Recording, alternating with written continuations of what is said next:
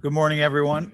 We're going to call the meeting to order. Today is Monday, February 2nd, 2026. It is 9:01 a.m. All council members are present, including the town manager, deputy town manager, town attorney, and town clerk. If you please rise for the invocation, followed by the Pledge of Allegiance. We meet today to focus on the very best that can happen for our lives. Show us what we need to do this day. Give us strength physically, mentally, and emotionally. Help us to successfully meet every aspect of our lives.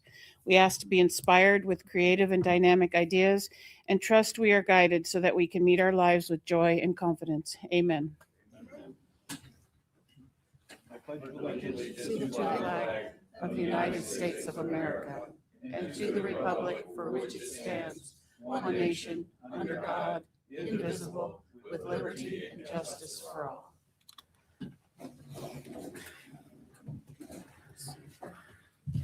Thank you. Next is the approval of the final agenda. We will be pulling administrative agenda item number F, resolution 26-019. Are there any other changes or amendments to the final agenda? Move to approve as amended. A motion by Councilor King, Second. second by Vice Mayor Safford. Any further discussion? All those in favor signify by saying aye. Aye. Opposed?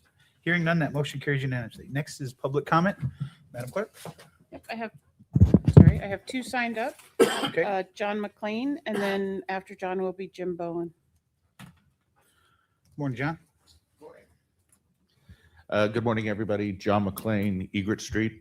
I'm also a hopeful candidate for the appointment to position 4 to join town council.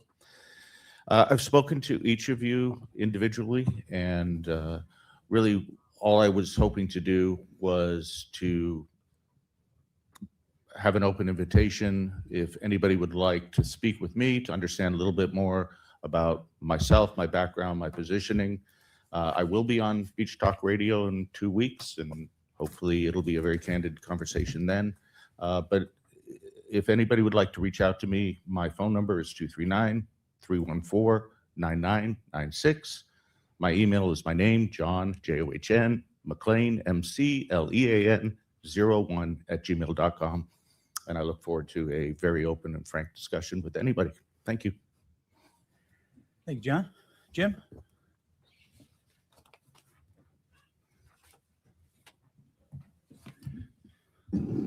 Morning, Town Council. My name is Jim Bowen. I'm also a candidate for appointment. But this morning, I wanted to address the last item on the administrative agenda. I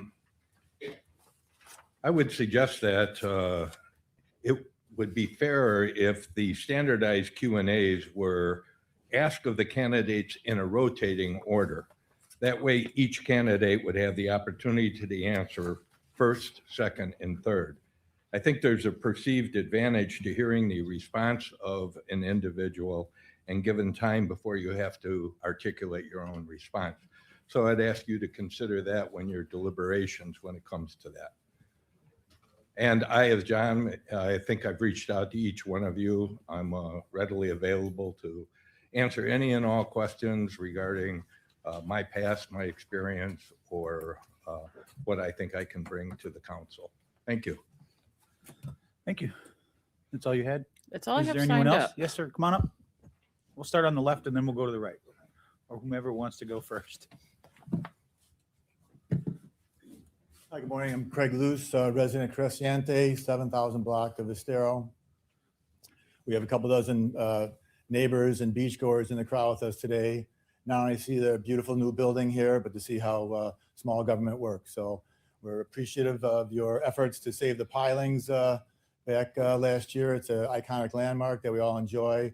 We're looking forward to Chad's presentation today to discuss additional sand in some of the low-lying areas out in front of our units for good for residents, visitors, and wildlife alike. Thank you very much. Thanks, Greg. Yep, go ahead. I'm Marcy Cole, and I see a lot of our neighbors are here from surrounding buildings, and I feel the same way. We lived through this hurricane together, and then we heard all about the beach replenishment, and we were thrilled. And then we had all the equipment in front of us, and we couldn't wait for our area to get done, and that really didn't happen. They sort of moved on away, and so we just don't understand why. We have the pilings, which are amazing for everybody. It draws people, it draws wildlife, but the beach never got the top that everybody else received, as well as the grading. And so we have a lot of low-lying dips and uneven sand. And I brought some pictures here that shows like our buildings next to us, our neighbors, and what we have. Can I show these to you? Sure. Pass Yeah, them give around? them to Amy and she'll get them to us. So the first two is Cresciente. and Hey, then you gotta hold on until you get back to the mic, so you got to be on record. All right, happens to all of us. So the first two pictures illustrate Cresciente right in front, but this does extend to our neighbors to the south as well. And then the last picture is Leonardo Arms that looks like a baby's behind. It's all this nice powdered sand. And it's really hard that we went through this, and you have to go so many buildings down before you can enjoy that type of beach. So we are really hoping that you guys will finish us off nicely. Thank you. That's it. Thank you. Anyone else? Would anyone else like to speak? All right, seeing none, we'll close public comment. Next is local achievements and recognitions. Counselor Link. Yes, thank you, Mayor. I wanted to call out something that I'm sure many of you have noticed, and that was that the Best of the Beach Awards are back. First time since the hurricane. You can only have a Best of the Beach award if you've got things to celebrate. So I think it shows how far we've come, and I want to congratulate all the businesses, all the restaurants, the homeowners, everything that has brought us to a point where we can vote on what our favorite place is. So kudos to all the people out there on the island. Thank you. Scott? Yeah, I'd like to recognize Ellen Vaughn for the great event on Saturday.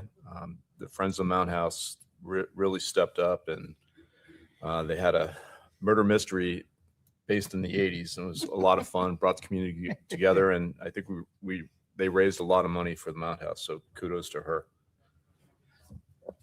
John? I have nothing. Just reiterate what Scott had to say about the Mount House. It was pretty fun. I will say for the record that thanks to the two people to my right on the far end, the smartest people at the table were the cheerleaders to making sure that we took first place in solving the riddle. Could have been rigged. It could have been the costume, could have been a lot of things, but no, it was a great event. Congratulations to Ellen Vaughn. It was really fun. Some of the actors were really, really good. So we'll see what they come up with next year. All right, next is our advisory committee items, reports, and appointments. Before we move on, I'd like to take a moment to update our community on the volunteer opportunities within the town's committees. After today's appointments, we will still have openings on two important committees, one position on the audit committee and another on the public safety committee. These committees play a vital role in the well-being of our town. The audit committee helps ensure transparency, accountability, and fiscal responsibility, while the public safety committee focuses on keeping our residents and visitors safe through thoughtful planning and oversight. We appreciate the time, expertise, and dedication our committee members contribute, and we encourage anyone interested in serving to apply. To apply, you can download the advisory boards and committees application available on the town's website and email the signed completed form to our clerk at amy@fmbgov.com. Your involvement does make a difference in the quality of life here in Fort Myers Beach, so we encourage anyone to apply for those two open positions.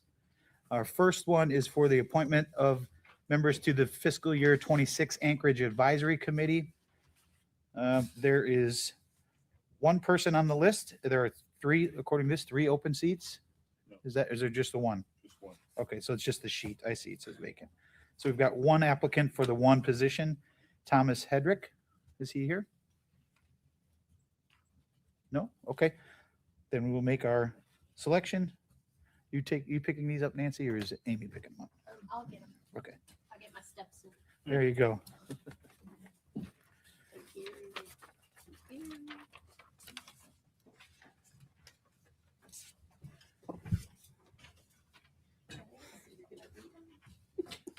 I'm going to go out on a limb here and think y'all voted for the same one. Scott Safford, Thomas Hedrick. Dan Allers, Thomas Hedrick. John King, Thomas Hedrick, and Rebecca Link, Thomas Hedrick, for 4 votes. Okay, is there a motion to accept the outcome of the open seat for Mr. Hedrick? So for the moved. Anchorage Advisory Committee. A motion by Counselor King, Second. seconded by Vice Mayor Safford. Any further discussion? None. All those in favor signify by saying aye. Aye. Opposed? Hearing none, that motion carries unanimously. Congratulations. Next is an appointment of a member to the fiscal year 26 Public Safety Committee. There are 3 open seats and we have 2 applicants, and I apologize in advance if I butcher your name. Karen DeMichelle and Frederick Keneal. Are either one of you 2 in the audience today? Come on up, Frederick.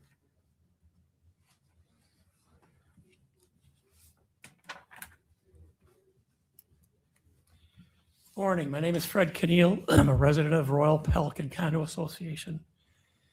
I started coming down here as a snowbird in 2006. And walking the beach one day in 14, I thought I should be here longer than 2 months. So I bought a place in Royal Pelican. The safety committee, yes. Safety is always in season, it's always in fashion. I look forward to meeting the other members of the board and learning how the group functions. Any questions? Do you have any Thank you. questions for Frederick? Scott? I actually met him. Yeah, That'd be so great. a I did a beach radio broadcast, and I came up to you with a concern, and he mentioned about the safety committee needing some people. So Very good. always did a lot with the Elks and the Lions where I came from in the community. So sounded like something I should look into. So Very good. here I am. Yeah, I appreciate you stepping up. We had a good conversation Yeah, we afterwards. did. And Yeah. So thank you. Thank you. All right, go ahead and make your votes and we'll get the high stepper. Yeah. Mr. Mayor, Yes. if you wouldn't mind while you are getting the votes, we are going to bring the Public Safety Committee to the March FMB in a joint, like a mini joint session, because Okay. there are one committee that doesn't really have a task given to you or given to them by you. So we're going to get them in front of the 4 of you, the 5 of you at that point in time, and hopefully we can get them going down a path. Very good. And I'll just add on that, thanks, Amy. That's right. I've had some good conversations with Director Yazzo, and we'll have some recommendations for the council during that discussion and be willing to be looking forward to hearing any more that the council might have. Perfect. All right, thank you. All right, so first up is Rebecca Link, and she has voted for Frederick Keneal. You only took 1 vote? Yes. Okay, Frederick Keneal only. John King voted for Karen DeMichelle and Frederick Keneal. Dan Allers, Karen DeMichelle, and Frederick Keneal. And Scott Safford, Karen DeMichelle, and Frederick Keneal. So with a vote of four votes, Frederick Keneal, and then 3 votes, Karen DeMichelle. Is there a motion to accept the outcome of the 2 appointments for Karen DeMichelle and Frederick Keneal to I'll the move. Public Safety Committee? Pardon me. I'll move that, Mayor. I'll second it. Counselor King had made the motion, seconded by Vice Mayor Safford. Any further discussion? None. All those in favor signify by saying aye. Aye. Opposed? Hearing none, that motion carries unanimously. Thank you again. Next is the approval of the minutes from the town council meeting on January 20th, 2026. Are there any changes or modifications or motion? I've got a correction, Mayor. Yes, sir. On page 3, on what I believe is the second paragraph, it states Mr. Link has been certified as an expert in his field. It should read Mr. Inc., I-N-K. Very good. And with that, I'll move approval of the minutes All right. as corrected. Got a motion. I'll second. from Counselor King for the amended approval of minutes, and seconded by Vice Mayor Safford. Any further discussion? Hearing none, that motion carries unanimously. Next is our consent agenda. There are 3 items, all pertaining to emergency, local states of emergency. First is Resolution 26-023 through 26-026 for the extension of local emergency Tropical Storm Debbie. Resolution 26-027 through 26-030, extension of local emergency for Tropical Storm Helene. And last, Resolution 26-031 through 26-34, extension of local emergency for Tropical Storm Milton. Is there a motion to approve the consent agenda? So moved. Motion by Vice Mayor Safford. I'll second. Any further discussion? All those in favor signify by saying aye. Aye. Opposed? Hearing none, that motion carries unanimously. We have nothing removed from the consent agenda. We have no public hearings, and that brings us to our first administrative agenda item. As soon as I can get my computer to work.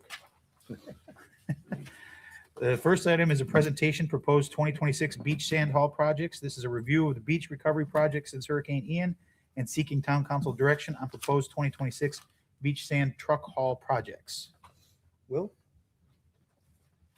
Yep, I'll ask Chad. Oh, I didn't see him hiding So I'll back ask there. Chad to step up to the mic. I know he's prepared for this discussion. Wow, look at that shirt. Oh, You like boy. that? It's awesome. Hammer time. Stop. Let's collaborate and listen. Yes. See what you did there?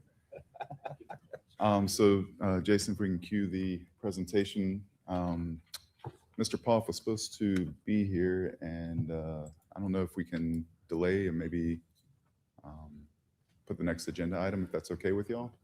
Oh, Oh, there he he is. just walked in. As if on cue, no worries. We didn't realize this is going to be such a short public hearing, so I think what No you meant worries. is efficient, right? we are ready. All right. It's government life. Okay, so Chad Schutz, Town of Fort Myers Beach Environmental Staff. We're going to be presenting about the beach nourishment and hurricane recovery summary. It's been a long 3 years. I think everybody can appreciate. You can see that picture up there where we had the dredge in front of Creciente and Estero Beach and Tennis Club, and as well as in the distance, you can see the truck haul project that we had started to get ahead of the shorebird nesting season that was coming very quickly, and did some tap dancing and fast work and made the project work. But we're going to go through all of this. If we can go ahead and cue this. How do I cue the slides, Jason? I think you could just say next slide. Next Move it on. slide, please. Or does he not? There you go. There we go. So I will hand it off to Mr. Poff with this outline. So we're going to talk about the beach recovery overview, the renourishment project, which was the big dredge project, as well as our dune planting project that followed, and some final touches that we have coming. Good morning. For the record, Michael Poff, Coastal Engineering. Sorry, Chad said 9:15 would be fine, so I'll blame him for that. So there's a lot of information on this slide. We're happy to answer questions. The bottom line is this, is that over the last 3 years, we've placed 1.17 million cubic yards of sand back on the beach through emergency berms, truck hauls, scour projects, and of course, the large-scale hydraulic dredging project. The total cost of all of these projects, $40.54 million. The town share, including the 7 years of monitoring, $1.17 million. So we are indebted to our friends and our fellow Floridians for stepping up between Lee County and the TDC, yourselves, and of course the state of Florida through a variety of hurricane recovery grants in order to cover the significant majority, as well as FEMA in terms of the emergency berm and the Category G recovery projects. So again, a lot of information, 3 years in the running, and so pat yourselves on the back and thank your legislators at the state level for all the work they did, and please thank the Board of County Commissioners and the TDC for stepping up as well and fronting a lot of the monies to get us to where we are. So This is the large-scale project. It went from, of course, the north end at the south line of the Bowditch Point Park, all the way to Lanark Avenue, and then we pick up and move down to around the Cresciente, Leonardo Arms, toward the south end. These are your designated critically eroding beaches and eligible for state cost sharing under the annual recovery plan and state plan. And then we also had the grant money from the state that was allowed to use for areas outside of the critically eroded areas. The bar area sits offshore. It's a relic distal end of the Ebb Shoal of the Matanzas Pass complex. It was the bar area that was used for your original project as well in 2011. The contractor was Otna Marine. So just some example photographs of the as-builts. The profile we're going to show you on the next slide is R178. It is north of the pier, between the pier and Bowditch. So these cross sections, the y-axis, the vertical axis is our elevations relative to the datum that we survey at, and then horizontally you're going offshore. It is kind of the orangish line is basically your design survey pre-Ian. The royal blue line is post-Ian, and that is the damage that was done. We lost, as you may recall, over 250,000 yards just from Ian alone. And of course, the project had been eroding since 2011. It was time for renourishment. We actually had started the design and permitting before Ian hit, and then of course things ramped up. The black line is your design template. That's the beach that we want to maintain at all times. And we have a dashed line, that's your advanced nourishment. We want to have additional sand placed so that over the next 8 years, as that sand erodes and moves and migrates, we still have our design template, which is our protective beach, and of course the dune as well. Then we have our pre-construction survey, which is the green line.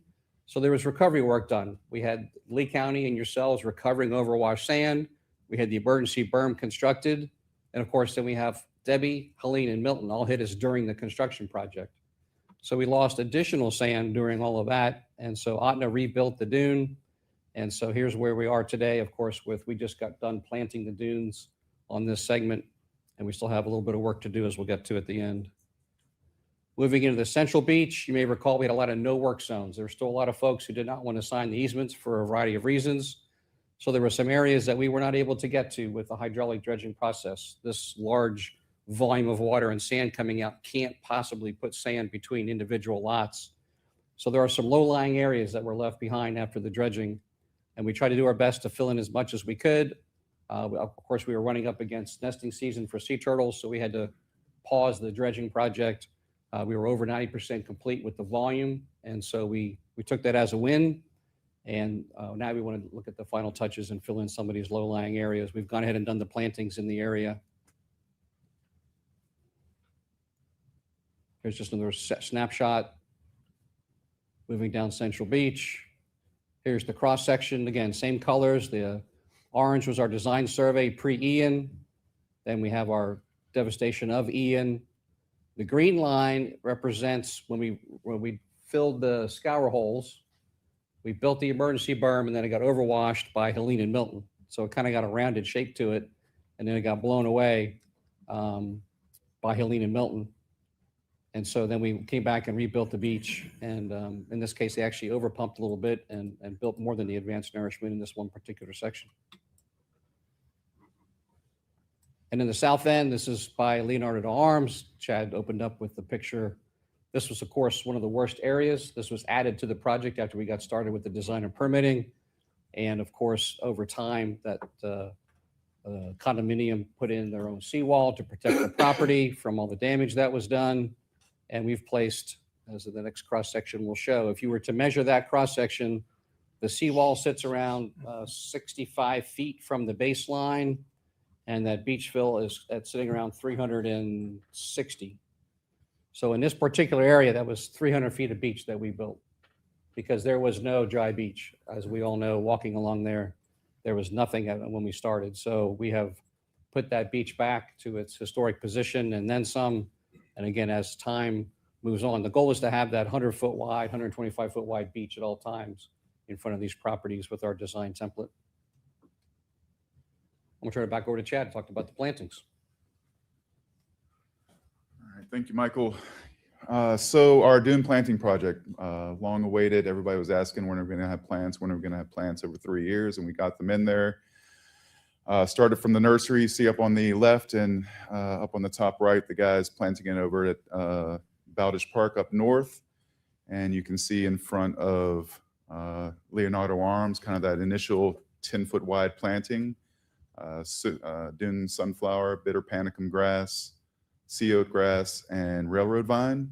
And some condos, including Leonardo Arms, planted additional width. So we went from a 10-foot wide to a 30-foot wide planting configuration where they wanted additional plants. That'll be very beneficial for their resilience to any storms that may come. Over 170,000 plants planted to date. Again, 10 to 30 feet wide, and that is around 25,600 shoreline feet of plantings. This is that scheme that we planted. We did a bit of it's called a comma dune, or a bit of an offset, so that our openings are towards Sanibel. Most of our weather comes from the south. That's where we're wide open. So we put that opening kind of pointed where we have a little bit more protection, just to give it a little bit added resilience. And you can see this nice little configuration with the gallon sea oats in the middle, and the bitter panicum on the salt side, and dune daisies and railroad vine kind of in the middle and in the back. Again, Earth Balance did a great job. We got great plants. I was a little nervous. They're kind of cutting back the railroad vines and everything before they're delivering them. I said, Chad, don't worry, you're buying the roots, not the stems. So they were right. They performed great. I'm very happy with our contractor, Earth Balance. So this just shows you some of the different configurations of plantings. The beach along Fort Myers Beach is different everywhere. Different upland property owners with different concerns, as well as and priorities. And we did our best to try and listen and plant what they wanted. The county, you can see, is a different color from most. It's red. They wanted a heavy sea oat planting. That was at scheme 1, where it's 75% or maybe 70% sea oats. Whereas scheme 2 was a little bit in between, and most people got scheme 3, which is what we saw before, which was a little bit less than the sea oats, I think around 15%, and a little bit heavier on the bitter panicum, dune sunflower, and railroad vines. Over here, that's a pink shell up on the left. They still have we're able to rebuild the berm on the north end after Helena Milton using some overwash sand. So they still have it up there. Here is the central section. You're looking at Gulf View, kind of that initial planting right there in front of Newton Park. And then on the right, you can still see that pink building where those plants just taken last week have really thrived over the last few months. And here we have the south end. We're on the south end here. Yes, south end. This is just on the seaward side of the locally known runway, where people can walk, a bit of a raised area to have dry toes, and walk their dogs as well along the beach and be outside of that CWA area. So it was important for those folks on the 7,000 block to maintain that walkway. So we planted just on the seaward side. And again, we've had great support from all of these condos, Estero Beach and Tennis Club, Leonardo Arms, Islands End. A lot of these condos, not only did they participate, but they wanted additional plantings. And as we'll talk more to come, we have more plantings that we're going to be doing to add both species diversity, add some additional species in there, as well as some tree canopy to, again, increase our resiliency and just general enjoyment and aesthetics of the beach. So final touches. We want to tag you in. All right. Thanks, Chad. Michael Poff again, Coastal Engineering. So we had multiple berms that were destroyed by Helena Milton. Some we were able to rebuild with the dredging company, some we were not. So we're recommending to go ahead and get the rest of the berms rebuilt. There's some of those low-lying areas around the no work areas. We'd like to get those filled in. And then, as Chad mentioned, go ahead and do some additional plantings to help with the resiliency plan and bring back like your beach accesses and those kind of things. We've been doing all shore parallel, but we want to go ahead and get all the accesses done and those kind of things. You have your D-1502 grant from the state Department of Emergency Management. So you still have about $3.5–4 million remaining in that grant. And so we're suggesting to go ahead and use those dollars. So it'd be 100% grant funded to do one more truck haul and do some additional plantings. The plantings can continue, but we want to get the truck haul done before nesting season. So we want to get in and get out. We have the plans and specs ready to go and just need your blessing to go ahead and put it out to bid. Mike, will this solve, you weren't here, so maybe you didn't hear what the residents were saying. Will this solve the issue that they raised during public comment? I see Chad's nodding his head. So just to, they're here to hear that answer. So I'd like to. Assuming the question was, these low-lying ponding areas, are we going to fill them in? The answer is yes. Okay. Now, if there's a no-work zone, if there is a no-work zone and we have not had a signed easement, you don't have permission to go on that property. It will stop at that no-work zone. So we're not going to be able to fill in everything because we don't have permission to work on that piece of property. Is there still time for residents that maybe have changed their mind that want to be part of this project to do it, or no? That's an answer we've given before is the answer is yes, as long as we've not proceeded past them and it would cost more to bring them back. You have always given us direction, work with the residents to make sure we take care of as many as we can. So, And are we reaching out to those residents just to one last try to, I know after Helene and Milton hit, we had an increase in people that decided maybe we do want this. So I'm wondering if we've had another round of reaching out to the residents that are still going to be in this work area that maybe have changed their mind. I know I know. Chad, We Chad can work with this, regularly Abigail. works with the residents down there. Chad, do you want to? Yeah, we can work with Abby and get another a PSA out, and it's never too late, and sign up onto the program and get some plantings in and some additional sand where we need it. Yeah.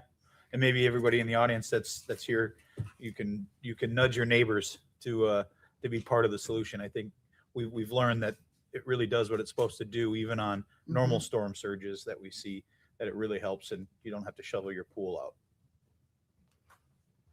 and also doing vegetative plantings. There was a lot of concern over, I'm going to be blocking my view and you're building this berm. And it was like, why are we building a berm? So here are the areas. So we have in blue is where we planted.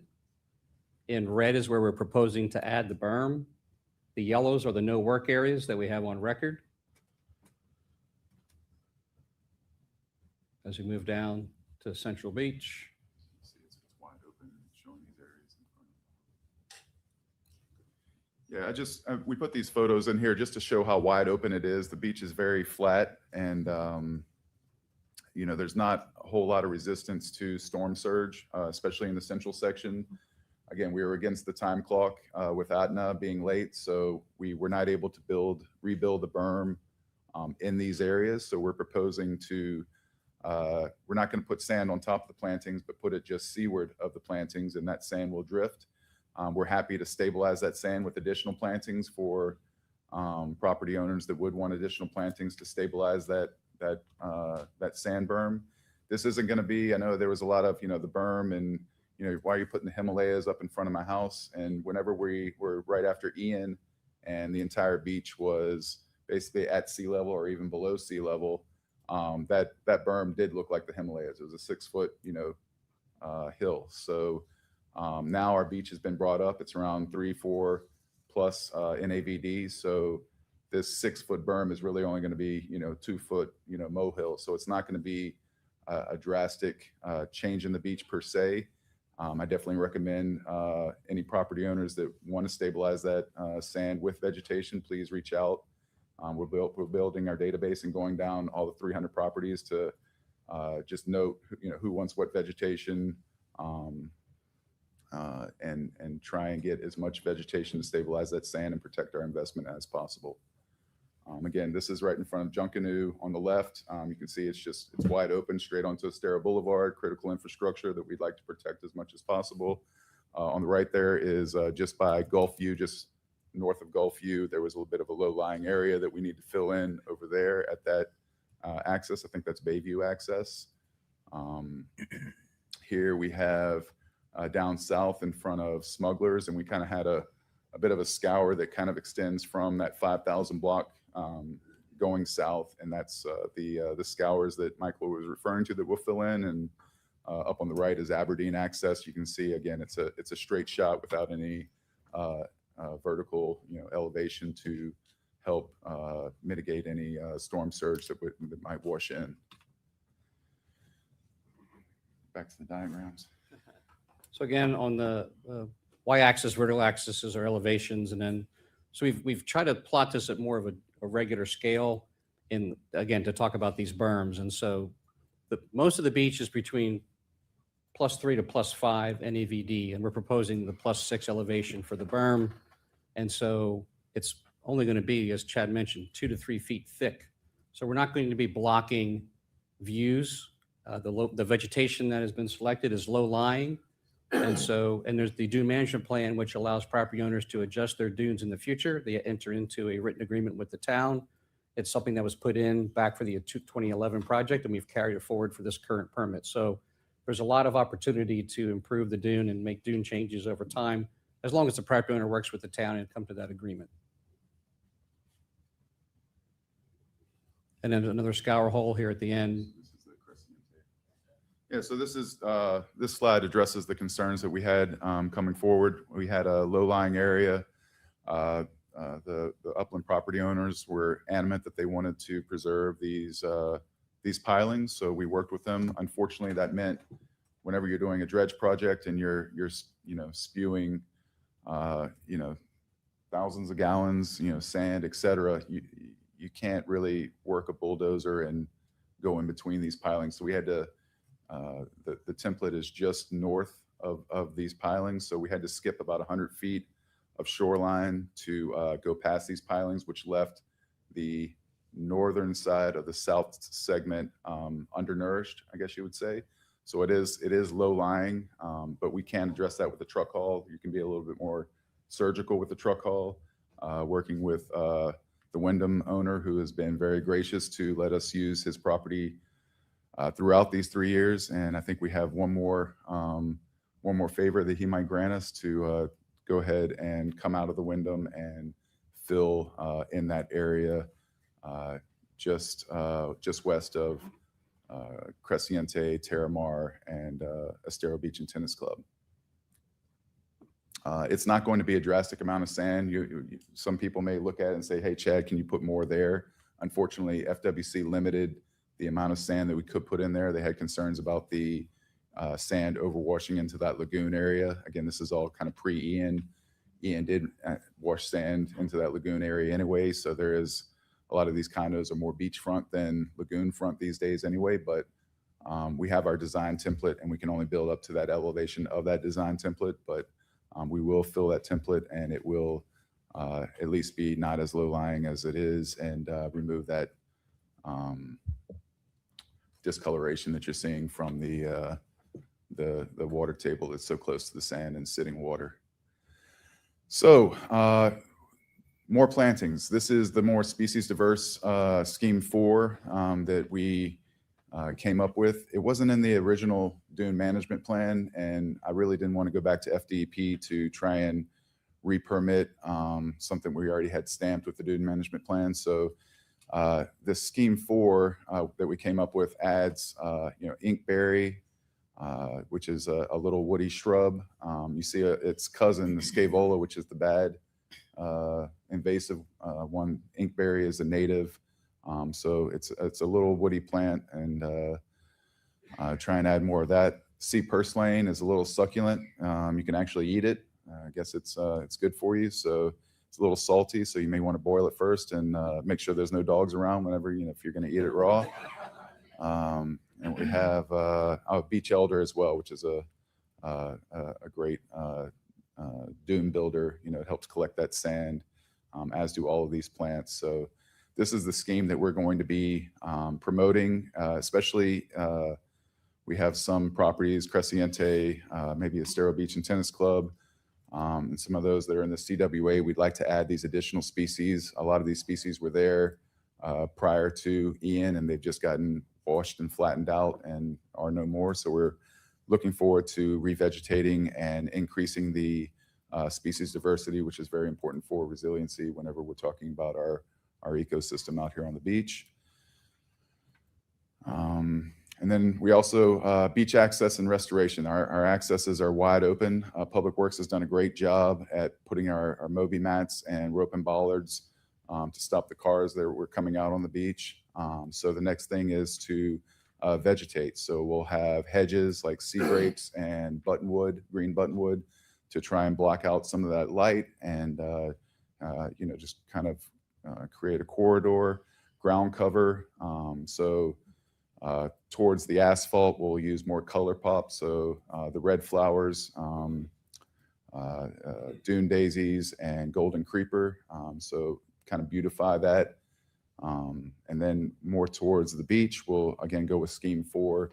That'll be more your typical dune species. All of these will be native, salt tolerant dune vegetation that'll be resilient to overwashes and come back. We're not going to be putting any collusias or anything like that that tend to wither and die whenever they get overwashed.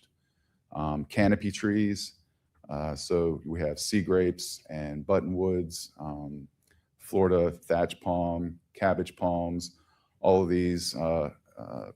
Again, the hedges, the ground cover, and the canopy trees, they all serve to stabilize the dunes. Canopy trees, again, if you see what's survived, it's the sea grapes and the cabbage palms that were out there, maybe even some fish poison trees, Jamaican dogwood, just again, add species diversity that we have along the rest of Southwest Florida and repopulate it here on Fort Myers Beach. Again, working with our condo owners and any other upland property owners to, if they want to participate, have a native tree planting out on the beach. We're happy to work with them. All of these, in addition to providing the aesthetics, it's ground stabilization, as well as whenever you have wave action coming in, those trees, sea grapes, cabbage palms, they all tend to break up those waves. So the wave energy into the infrastructure isn't as great. So lots of thank yous. First off, the Fort Myers Beach community for all of their support. We could not have done it without y'all. Town Council for all of your support for these long 3 years of projects and your faith in us to get this job done, as well as all the staff support that we've gotten. It definitely takes a village to do all these projects. It was great being in the finance trailer when we're over at Trailer Hall. Mr. Joe's staff always, right there to help me with procurement and figuring out all these grants. Turned Michael into a bit of a pseudo accountant there for a little while, trying to figure out how to get all these things funded and keep track of all the percentages. Lee County Board of Commissioners and the Tourism Development Council for fronting us that money. I think it was like $4.9 million that they fronted us so we could have the cash flow to get the project done. The Marine Operations staff, Steve Boutel and Mike Campbell especially, for all their expertise that they gave us. Couldn't have done it without them. FDEP, again, a lot of funding came from them.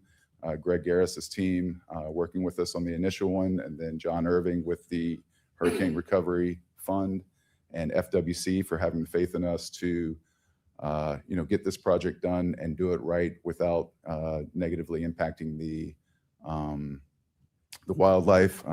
Big thank you to Michael Poff in that regard.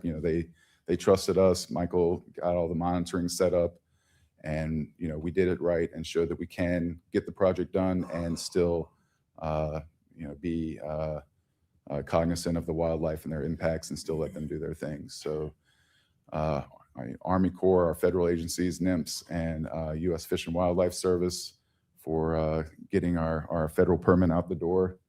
And FEMA, again, the north portion, Beach Bob was instrumental. We were the first community that he visited. Beach Bob is like the guru over at FEMA. So he does all the beaches all over the U.S. And he was with us right after Ian within a month or so's time. And we were first in, best dressed with the beach, the emergency berm to get that up and get protected. So thank you, FEMA.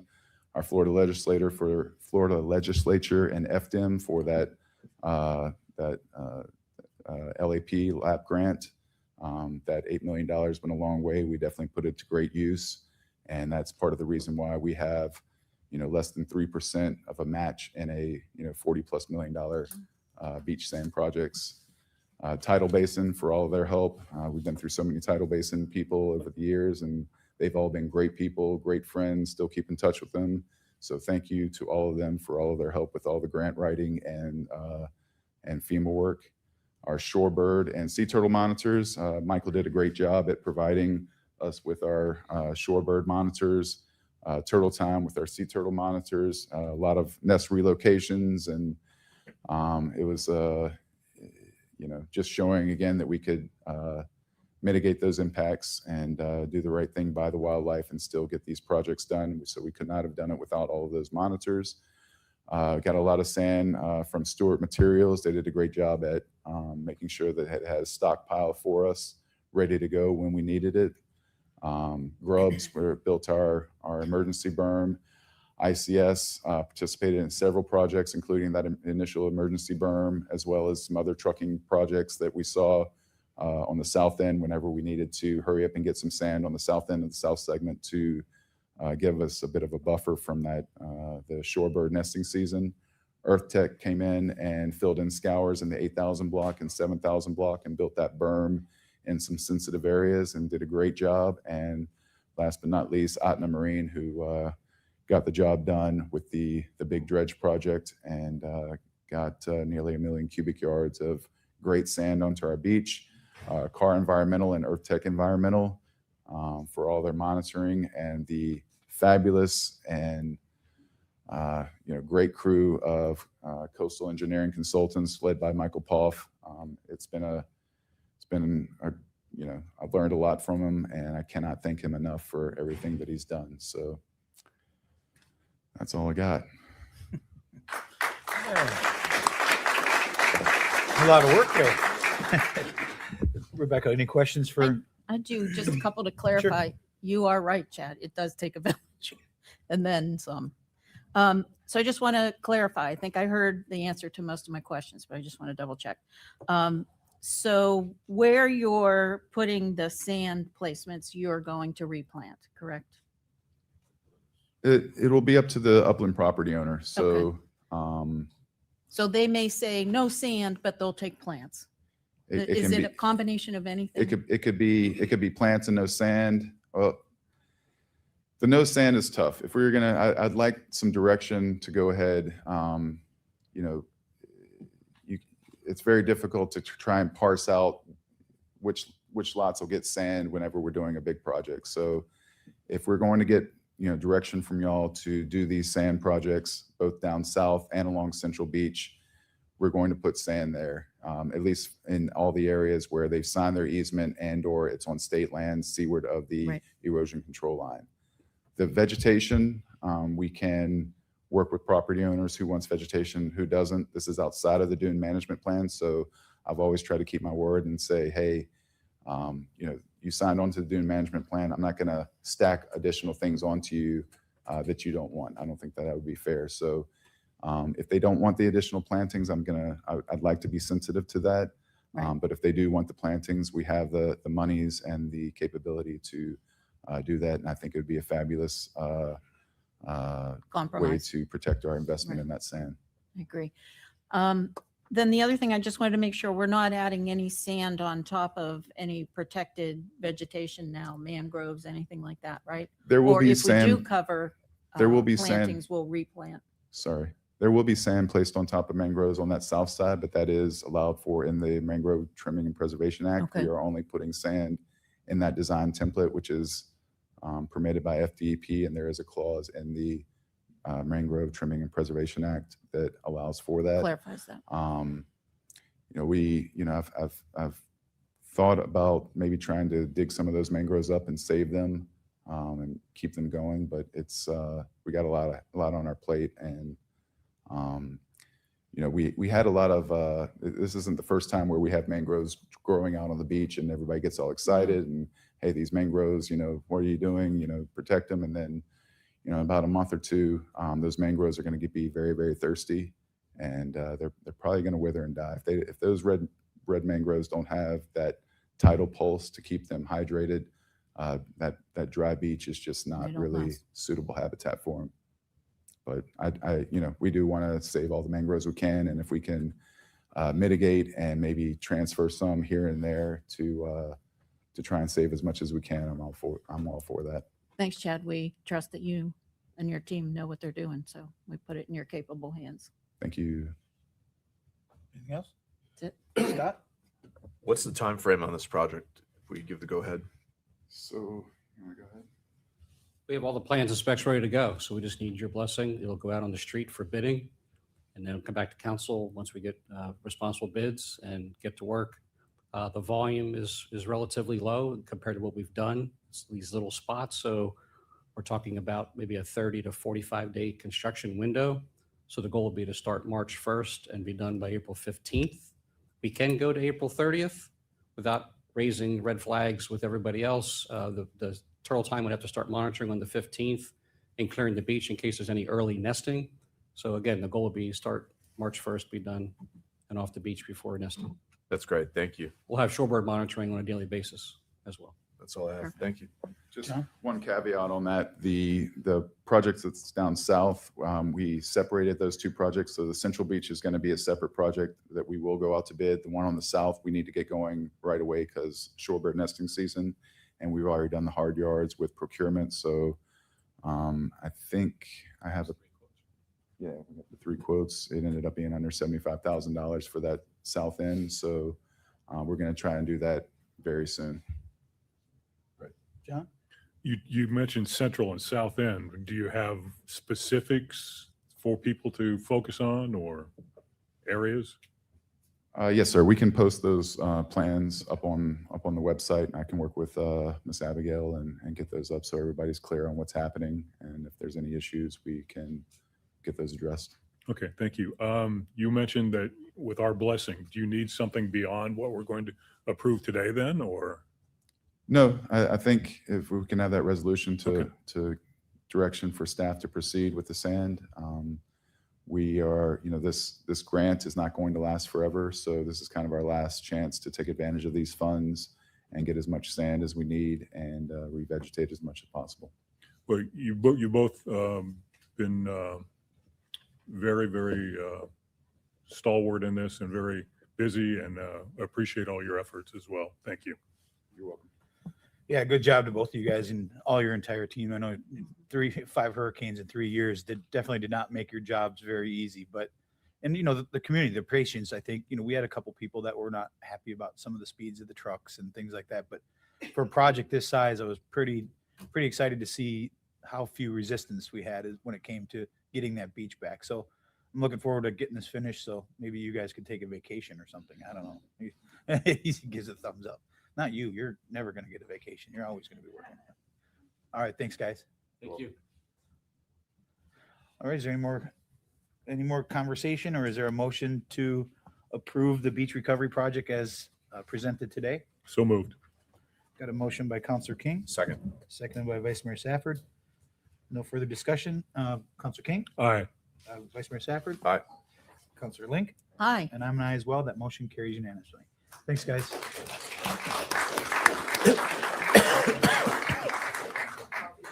Next is everybody kind of clear out for a second. Mhm. Losing our fan base. You're assuming they were fans. Yeah. Just the answers, yeah.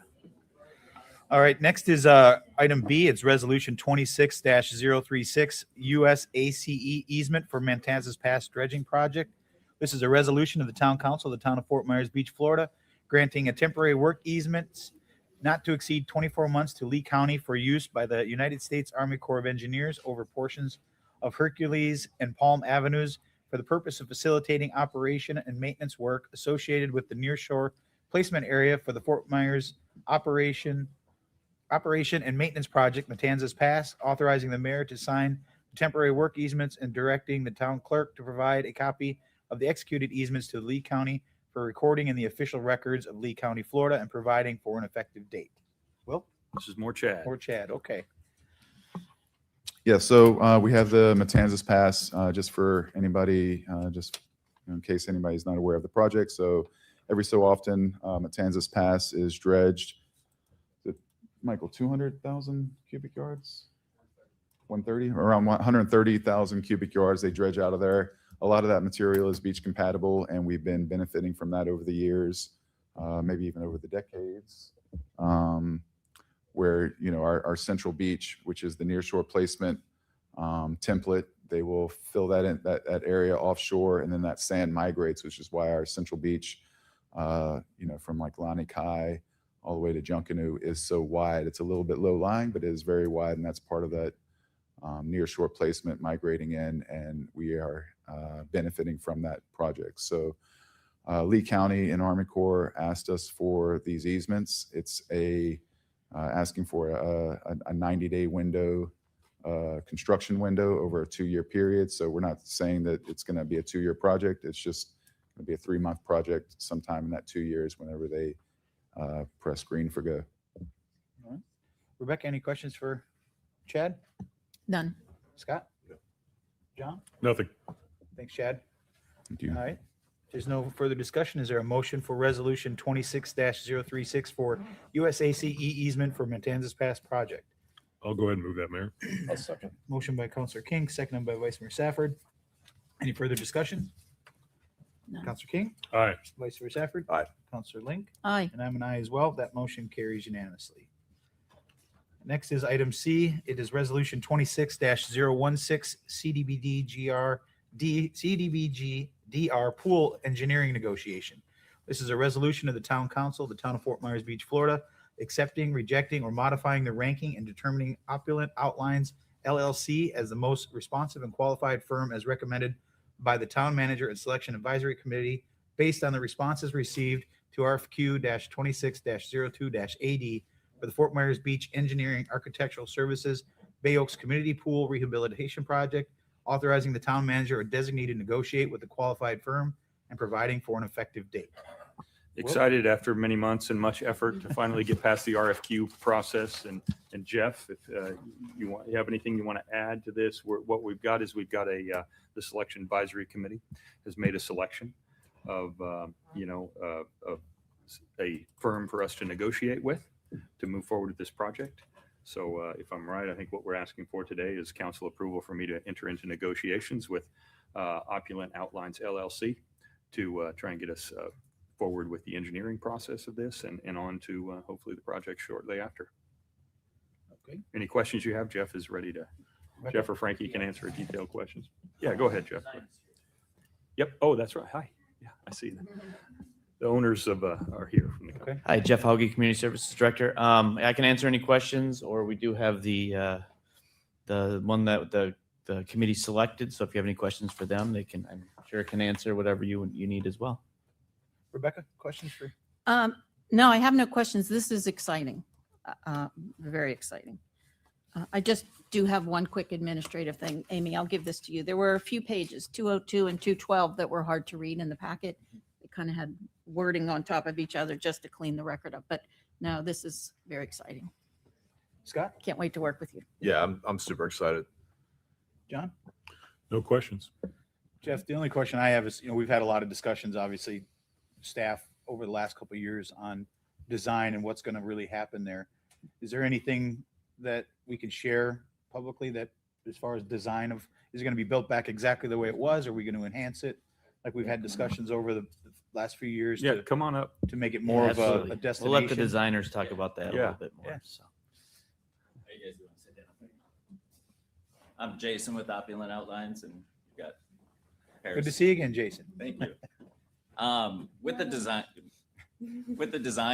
the intent is that to use the existing structure and then really bring it to life. A lot of the existing pools and the existing pool, the existing kiddie area, but bringing in new slides, new, completely new hardscape, kind of redefining the entire area and just really making it spectacular for everybody and, all guests, residents, everything. So just try and take it to a whole nother level, create a different experience. Yeah, it's exciting and I'm looking forward to seeing what you guys come up with. I've seen some of your work and Thank you. and your design speaks for itself. So I think the public will be really excited to see what you guys come up with. Absolutely.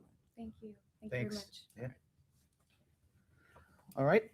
If there's no other discussion, is there a motion for resolution 26-016 for CDB GDR pool engineering negotiation? So moved. Motion by Counselor King, Second. seconded by Vice Mayor Safford. Any further discussion? Counselor King, Aye. Vice Mayor Safford? Aye. Counselor Link? Aye. And I'm an aye as well. That motion carries unanimously. Next is item D. This is resolution 26-017 North Tower CDBG DR engineering ranking. This is a resolution of the Town Council of the Town of Fort Myers Beach, Florida, accepting, rejecting, or modifying the ranking and determining Tetra Tech Inc. as the most responsive and qualified firm as recommended by the Town Manager and Selection Advisory Committee based on the responses received to RFQ-26-03-AD for the Fort Myers Beach Engineering and Architectural Services North Island Water Tower Project, authorizing the Town Manager or designee to negotiate with the qualified firm and providing for an effective date. Will? Yes, Mr. Mayor, as you stated, the Selection Advisory Committee on January 12th made their rankings of Tetra Tech coming out first and Dunham Engineering coming out second to be the most responsive and qualified to perform the required services. I do have Jeff or Frankie here to answer any questions specific about that, but our recommendation is to move forward with Tetra Tech for enter into negotiations with them for the North Tower project. John, any questions for staff? None. Scott? None. Rebecca? None. The only question I have is have we haven't received the funding in any of these projects for the CDBGR funding, right? But they've been approved and the county has the money. It just hasn't come through to us at this point, right? Good morning, Frankie Kropacek, Community Development Director. To answer your question, sir, no. The county is in receipt of all those funds. They were guaranteed to these projects. It's not going to be taken away in any way, shape, or form. So yes, we're proceeding as planned. I think it just was important to clear the record. There's been some conversation out there that the county has not received the funding and that we're still in the process of trying to get it approved. And that is not the case. This is just the next step in getting those funds released to us through the design process. That is correct, sir. Yes. Okay. Thanks, Frankie. Yes. If there's no other discussion, is there a motion for resolution 26-017 for the North Tower CDBG DR engineering ranking? So moved. Second. Motion by Vice Mayor Safford, seconded by Counselor King. Any further discussion? None. Scott? Aye. John? Aye. Rebecca? Aye. And I'm an aye as well. That motion carries unanimously. Next is resolution 26-021 RFP-26-04-FN Financial Auditing Services. This is a resolution of the Town Council of the Town of Fort Myers Beach, Florida, accepting, rejecting, or modifying the rankings and determining Malden and Jenkins as the most responsive and qualified firm as recommended by the Town Manager and Selection Advisory Committee based on the responses received to RFP-26-04-FN for financial auditing services, authorizing the Town Manager or designee to negotiate with the top-ranked firm, Malden and Jenkins, and providing for an effective date. Will? So yes, Mr. Mayor, the Selection Advisory Committee ranked the top three firms as Malden and Jenkins, Citron Cooperman, and Carr, Riggs, and Ingram, LLC, in that order. I think it was a good process, good selection. Finance Director is here to answer any specific questions if the council has them. Rebecca, any questions for Joe? None. Scott? No, I was part of the selection committee, and it was fascinating that every one on the selection committee had the same top three. Yeah, So that was cool. well done. Watch that. John? Nothing. All right, that's good job. Thanks. Easiest thing for you, Joe. If there's no other discussion, is there a motion for resolution 26-021 RFP-26-04-FN for the financial auditing services? So moved. Motion by Vice Mayor Safford, Second. seconded by Counselor King. No other discussion. Counselors, Vice Mayor Safford, Aye. Counselor King, Aye. Counselor Link, Aye. and I'm an aye as well. That motion carries unanimously. Item F is resolution 26-019, which has been pulled. So we'll move on to G, which is resolution 26-038, the second amendment to water meter replacement for geospatial positioning systems, GPS data. This is a resolution of the Council of the Town of Fort Myers Beach, Florida, approving a second amendment to the agreement with National Metering Services to include the additional service of providing geospatial positioning system GPS data points and lead and copper service line identification inventory for all meters in the town's water distribution system in the amount of $96,900, increasing the total amount of the agreement to $1,920,852, authorizing the town manager to sign the Second Amendment and provide for an effective date. Jeff? Jeff Augie, Community Services Director. Yeah, this again just enhances our ability. On the first part is about 64,600 for the GPS system. This will just help locate. Instead of having the stormwater department go out, utilities department go out and actually dig and try to find meters after storms. This will actually give us the exact location where we can go right away and do shutoffs. So we don't have to shut off the main going in and then try to find out where the leak is. So this cellular technology and these new meters is going to be great. It's going to be great for billing. This is just another enhancement that we can do, that we can just shut off the meters a lot quicker. The lead and copper is compliance with FDEP and EPA. It's $32,300 for that portion of it. So just enhancing our utilities and water systems to comply with some federal agencies. I'll tell you, Jeff, I'm really excited to see this. I know personally, and staff as well, spent many, many days trying to track down water meters to shut off after the storms, where you just see water shooting up in someone's property, and trying to find through all the rubble where you shut that water off was a daunting task. So this will definitely help expedite anything in the future. So I'm looking forward to it. Rebecca? Jeff, I have a question. Will this help residents in any way understanding what's happening at their properties? Would you be able to do, better testing or administration without This will help sending for the staff billing. out? We don't necessarily have to, you see the utilities trucks going around and doing billing. This will eliminate that with the cellular service. It's automatic. So they'll be able to see it on their phone, their water usage. So yeah, that'll help tremendously. They'll actually be able to see it. So if they're not home or they're up north or somewhere else, they'll be able to see their water usage from there. They don't have to call us and say, can you investigate? So it's not only going to help the residents, it'll help our staff as well. Thank you for that. I've got a handful of complaints, but they're similar. And I would love to see perhaps maybe if Abby would put something out when we get closer to this. This is a wonderful tool. We know so many of our residents are living somewhere else, only to come back and see a big bill and not know. But I encourage everyone to put these things on their app and monitor it. You're somewhat responsible for keeping an eye on your bills and things like that. So if that helps, that's going to be helpful to everyone. Yeah, the utilities department, or the town only goes to where the meter is. After that, it's, unfortunately, probably is the responsibility of the residents. So yeah, if they can see that it's on their end too, or see that it's going up, we can check the meter and then we can assess after that. Right. Perfect. Thanks. Is there anything on this app that will alert, is there any algorithm that will detect what your normal usage is, say as a resident, and then all of a sudden it spikes? We all know leaky toilets. That's probably the number one thing that causes the water to go way up. Is there anything on there that will alert someone or send out a notice saying, hey, you normally use 1,000 gallons of water, now you've used 5,000 gallons, or you see that there's something that triggers that to alert you that there's a problem? Yeah, I'm actually going to bring up Mark. Can you answer that one? Come on up. Yeah, come on up, Mark. That would be really just identify yourself for the Yes, record. I'm Mark Ashton, Utilities Manager. Yes, there is. It's a high usage notification. Okay. And there are limits that you set, and the program will actually, like you say, sort of read what this account has normal usage. And then if it gets over a certain percentage, it will send out, if they get an email, you have to sort of sign up for an email notification on it. Right. And then it will send an email to whatever email address is that's on the account. Well, that's great. I love it. Thank you. Any other questions? Scott, questions for staff? No, two instances. I spent 2 hours. I knew where my cutoff was. I couldn't find it. So this is gonna save. I mean, I spent hours trying to find where that was at the Gypsy. Yeah, It's it's a lot of work. so it's great. And Mark, thank you. It's crazy. This system now they can tell when, at what time of day. So I had a property that had excessive water amount and found out that when they it was a new build, so they set the sprinkler on to run every day, 4 times a day. So they can see when that water is being used. So it's fantastic.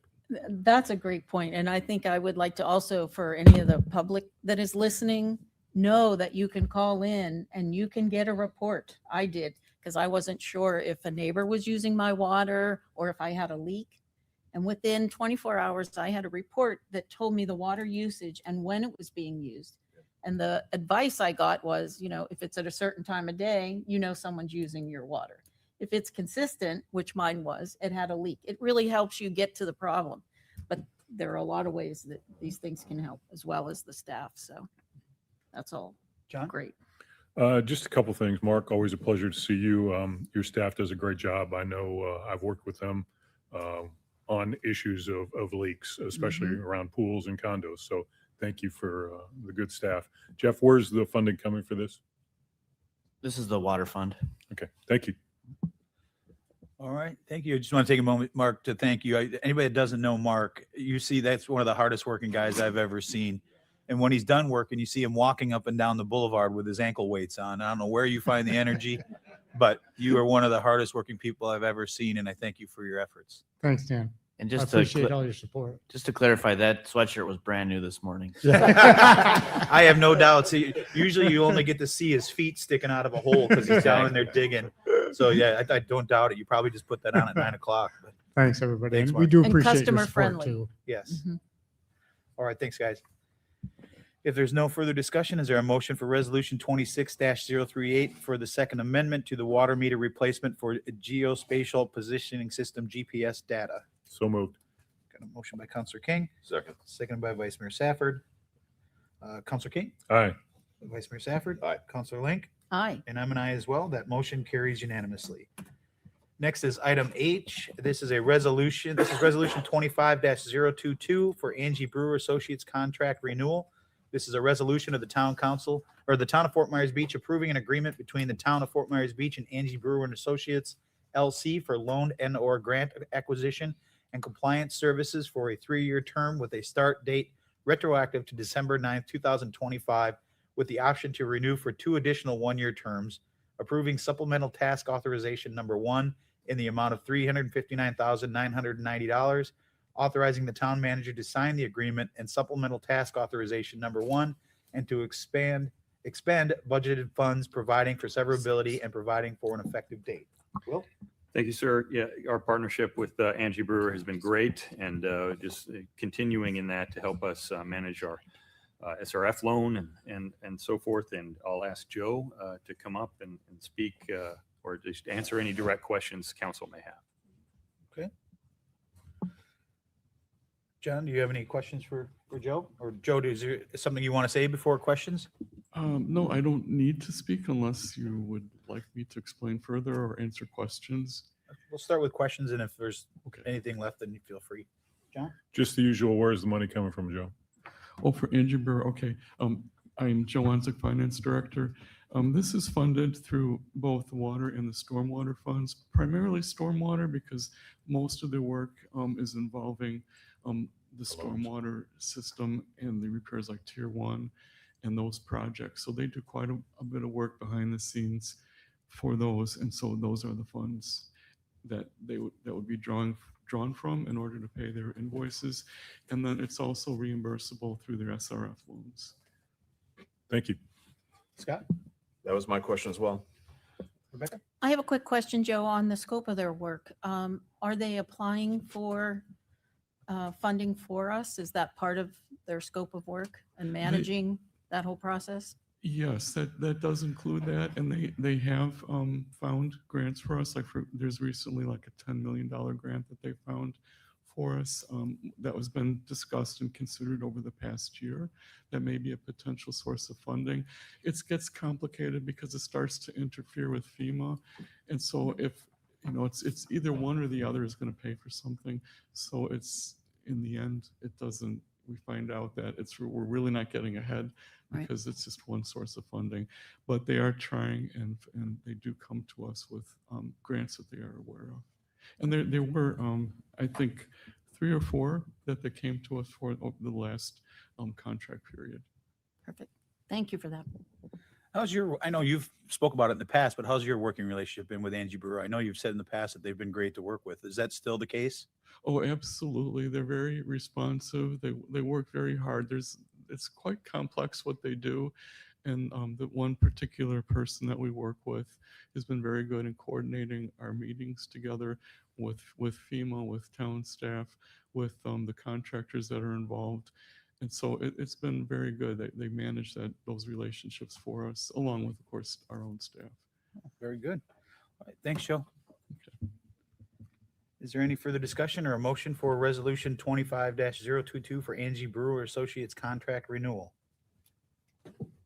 So moved. Okay, got a motion by Counselor King. I'll second it. Any further discussion? None. Counselor King? Aye. I'm an aye. Vice Mayor Safford? Aye. And Rebecca? Aye. Motion carries unanimously. Our last item is item I. This is resolution 26-035, the Town Council Policies and Procedures Amendment Appointments to the Town Council. This is a resolution of the Town of Fort Myers Beach, Florida, amending the Town Council's Policies and Procedures Manual to add Section 13 for the interview selection process for appointment to a vacant Town Council seat in the event of a declaration of vacancy consistent with Section 4.06 of the Town of Fort Myers Beach Charter and providing for an effective date. Will, Talisa? Talisa, while you're coming up there, Talisa and Nancy are going to help with this discussion, Mr. Mayor, but definitely I agreed with their recommendations that we maybe come forward and discuss with you to add some structure and uniformity to the process that we're going to be going through. So go ahead. So I'll Nancy. start and then I'll lead right into Talisa. She did a lot of work on this and I do appreciate that very much.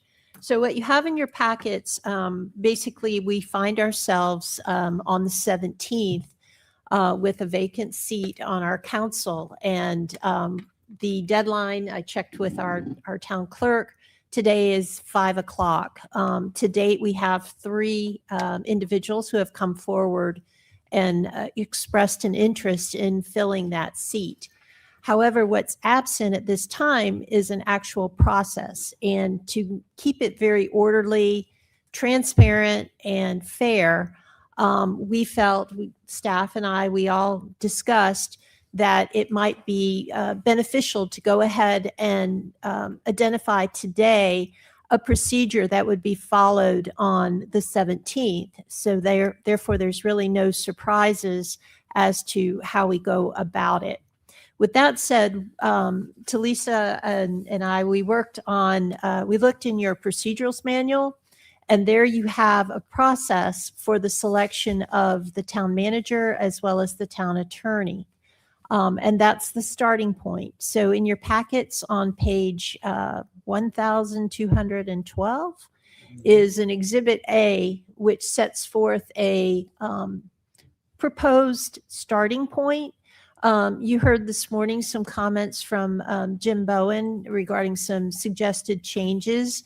And since the agenda was published, Will and I and Talisa, we've also have a few things that we'd like to present to you to maybe modify that a bit. So with that said, I'll turn it over to Talisa and she can walk you through a starting point of a process for the 17th. Good morning. Hi, my name is Talisa Oliveira. I'm the Human Resources Director, for the record. So essentially, we wanted to implement this process to help you build a framework so that we could keep the appointment interview process structured and transparent. What we have laid out for you is that each person applying for the seat would come up initially with an introductory statement of who they are, why they believe they're a good fit for the role, their background, their qualifications. We see that as lasting about 3 minutes each, and the town clerk or the designee they'll assist with the entire process, making sure that each candidate is staying with the timelines and the questions as well. Following the introduction, we believe the town council should go through a structured interview process, and that really is dependent on how you would like to structure it. It could be as simple as we ask one question, or each town council member could ask one question each. That's up to you.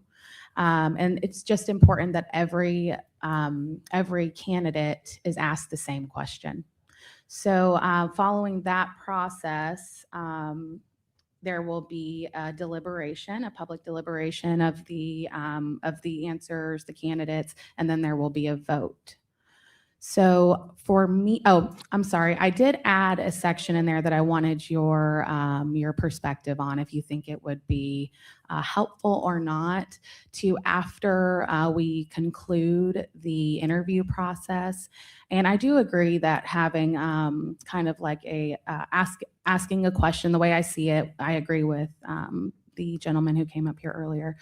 That it should be, you ask one candidate and then you ask the second and the third, and then you go, in that sequence, so that there's not the unfair advantage that one person gets all the questions first and the other people have the time to have more time to think than others, essentially.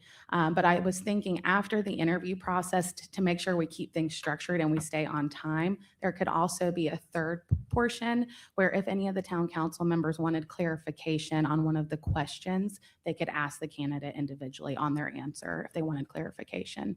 I don't know if you believe that would be necessary or not. I think it could be helpful to help keep things structured. So maybe some direction on that and clarity on that would be helpful from you. But yes, then following the interview process, we have the deliberation. There is a vote, and the majority vote would then, that candidate would gain the seat. Following that, we will have the oath of office publicly, and then the town clerk and human resources plans to have an onboarding after. And any questions? I want to comment just on the vote. The procedure rules that you have in place right now, they contemplate that more than one attorney will apply for the town attorney position, and also more than one candidate would apply for the town manager position. The process, as you saw today, there could be a situation where there are multiple seats that are available where you would want to have some kind of ranking. Because if the first person doesn't work out, and I'll use Will as an example, he was number one. However, if there was no agreement on his contract, then we would have automatically gone to number two because they were ranked. If you only have one person applying for one category or one seat, it might be more efficient just to have someone make a motion, because the maker of the motion is transparent, and the vote would be transparent by a roll call vote as well. So we've kind of gotten the transparency issue off the table. And we do have a situation where we have one member of council, John King, who's already expressed that he believes that he has a conflict of interest voting on one of the applicants, and that is my opinion as well. Again, it is an opinion. So if there were to be some type of voice vote, or not a voice vote, a motion made, at that point, he would be able to declare a conflict whether he believes that there is one or not. Or if another individual is nominated through a motion, perhaps somebody else wants to declare. But it's a little bit different, and I think it might be more efficient. So I wanted to go ahead and put that on the table. Will and I talked about that, and I think you were in agreement with kind of simplifying it.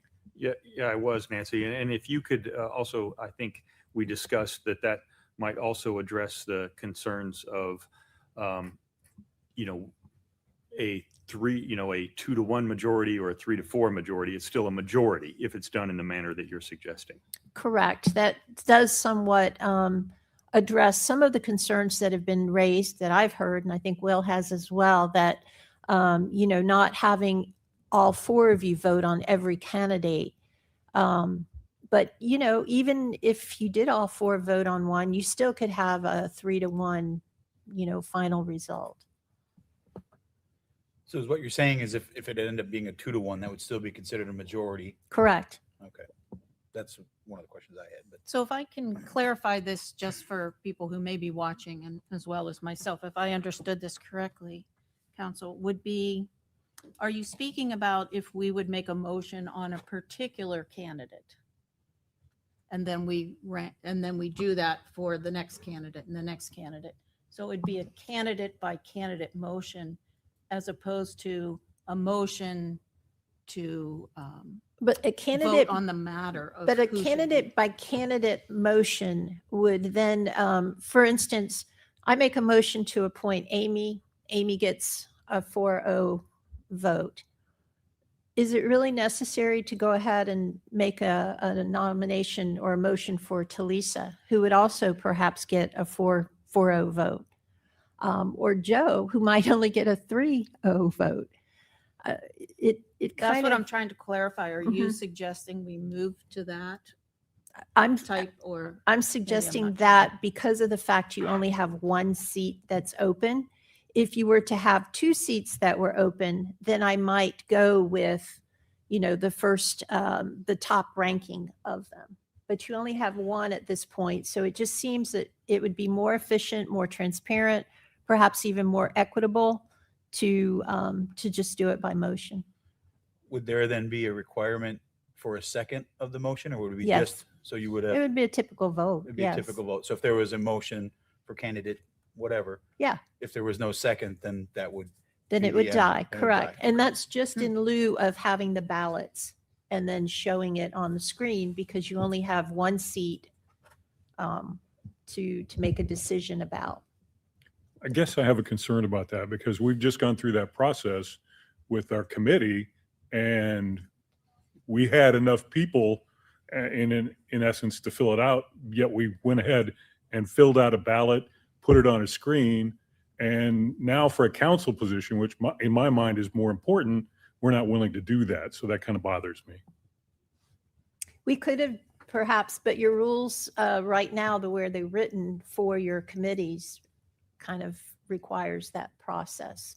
The going to the overhead process, the announcement of what each council member voted, that was basically for concerns of transparency, which I think we have addressed that. That was raised by several in the community. So we changed that process to make it very, very visible, very clear.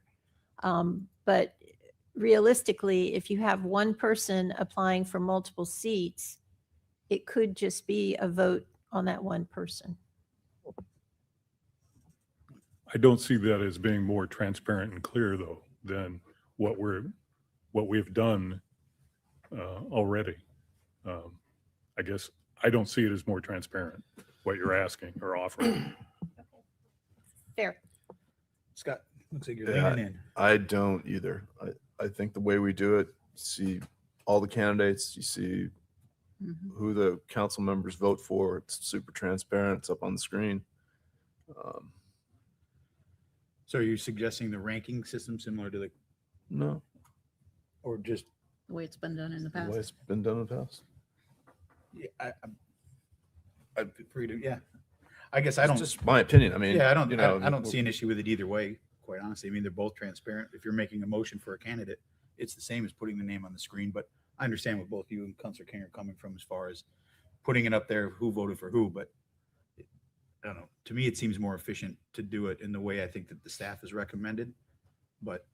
You also have, if we go the ranking route or option, you could have a situation where there's a tie vote, and then you would have to have a second vote.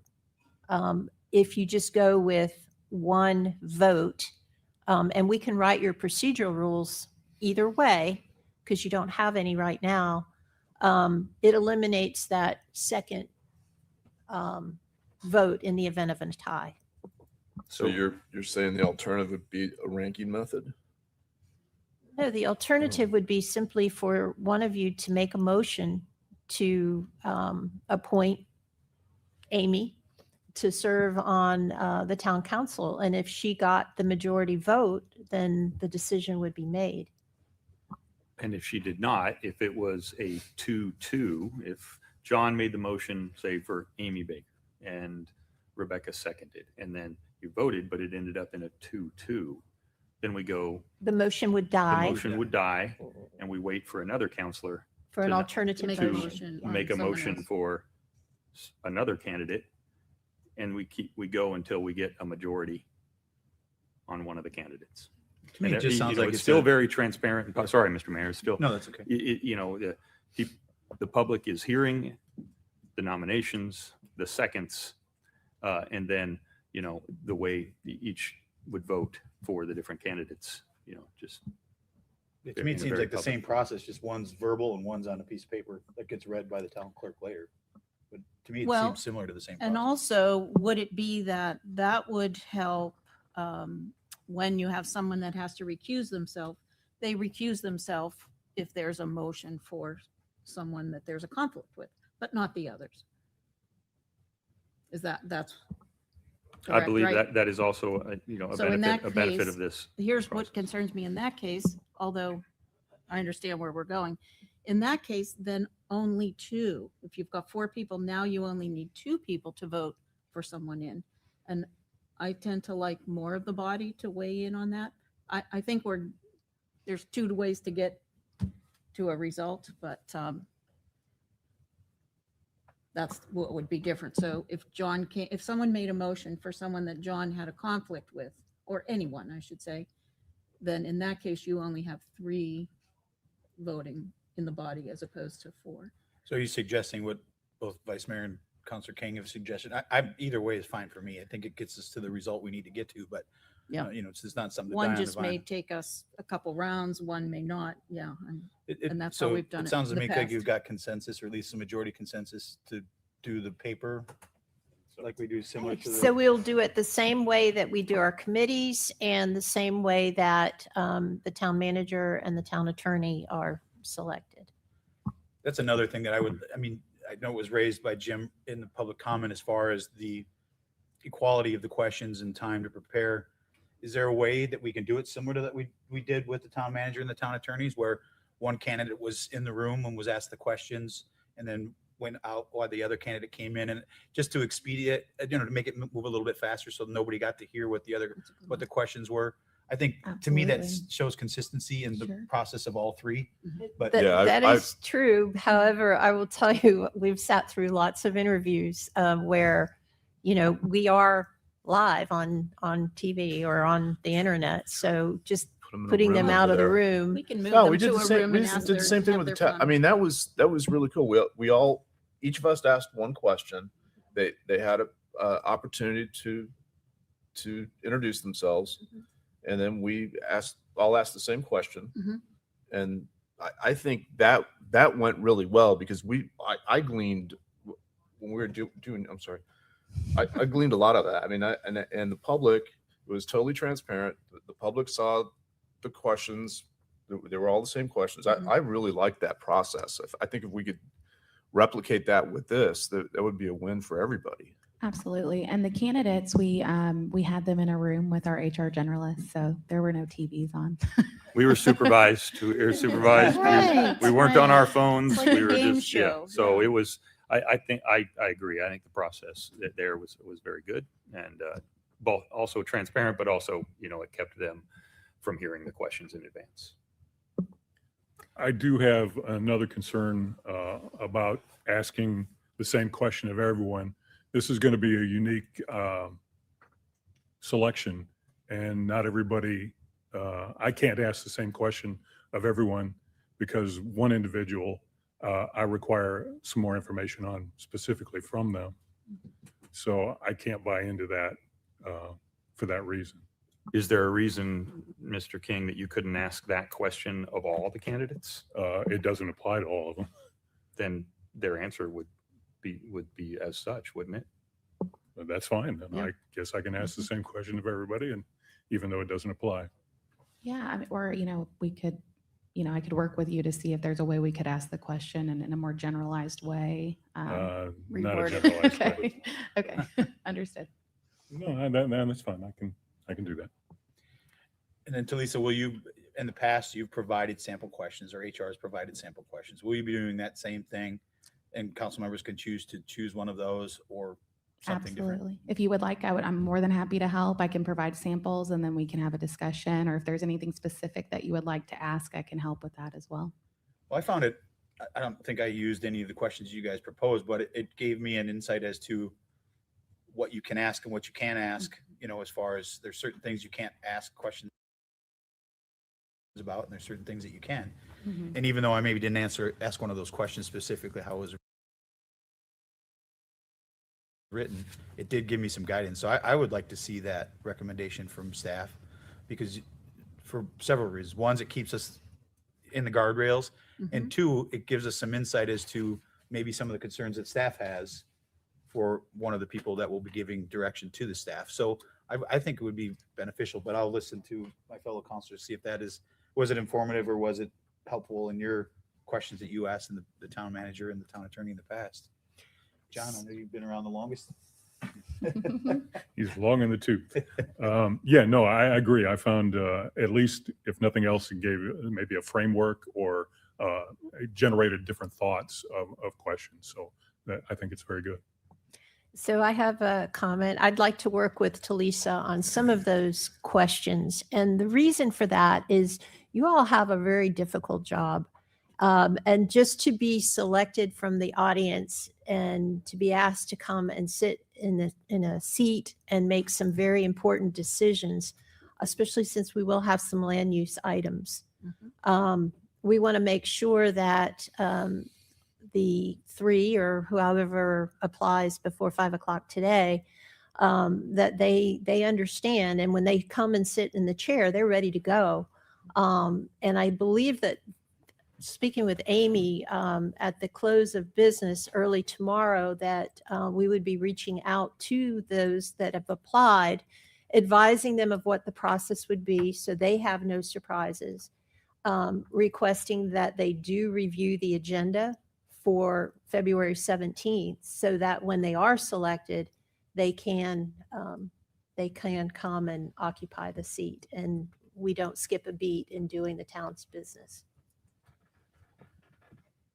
All right. Any other questions for Talisa or staff?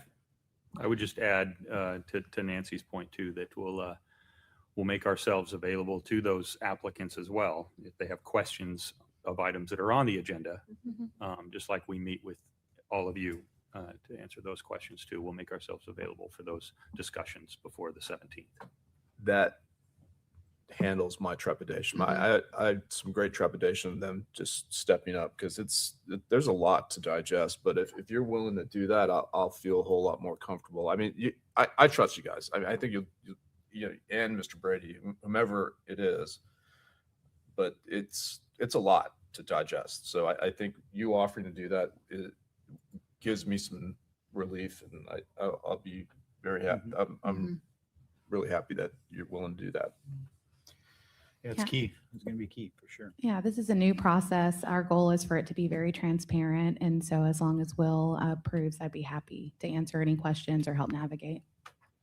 And Talisa, how many questions are you anticipating that we will ask? That is up to you. So for the town manager process, it was one question per council member. So in this scenario, there would be 4. Four questions that we could ask each of them. Well, I think it's important to have a couple questions because one of the other council members may ask the same question that you're going to ask. I think it would be fair as 2 each. I concur with that. I think if there's maybe an administrative or some other type of question, say one of the counselors wants to ask, like we've discussed earlier, I think that's okay. Up to 2. Maybe. Okay. Yeah. 2 each? Yeah. Okay. You okay with that? Yeah, I think that's fine. I think the more questions you can ask, the more it kind of narrows down what the council would think would be the greatest fit. So Absolutely. And do you think the clarification session after the questions is helpful, just in case there was anything that came up? Because we want to keep the interview process pretty structured in the sense that you ask the question and they answer. Then following that, if you had any clarification questions on their answer, because we don't want to get too much in think a if we back did and that, forth. then your issue would be addressed. If something, I have a lot of issues, Scott. I know. How you're wearing shorts is beyond me, but it does say that you can't, in what the scenario that you're laying out, it does say in the process that's here, you can't ask a new subject matter. You can expound on the one question that you asked. Right. Or would that be any question? So say, for instance, Counselor King wanted to ask a follow-up question based on something that Counselor Link said.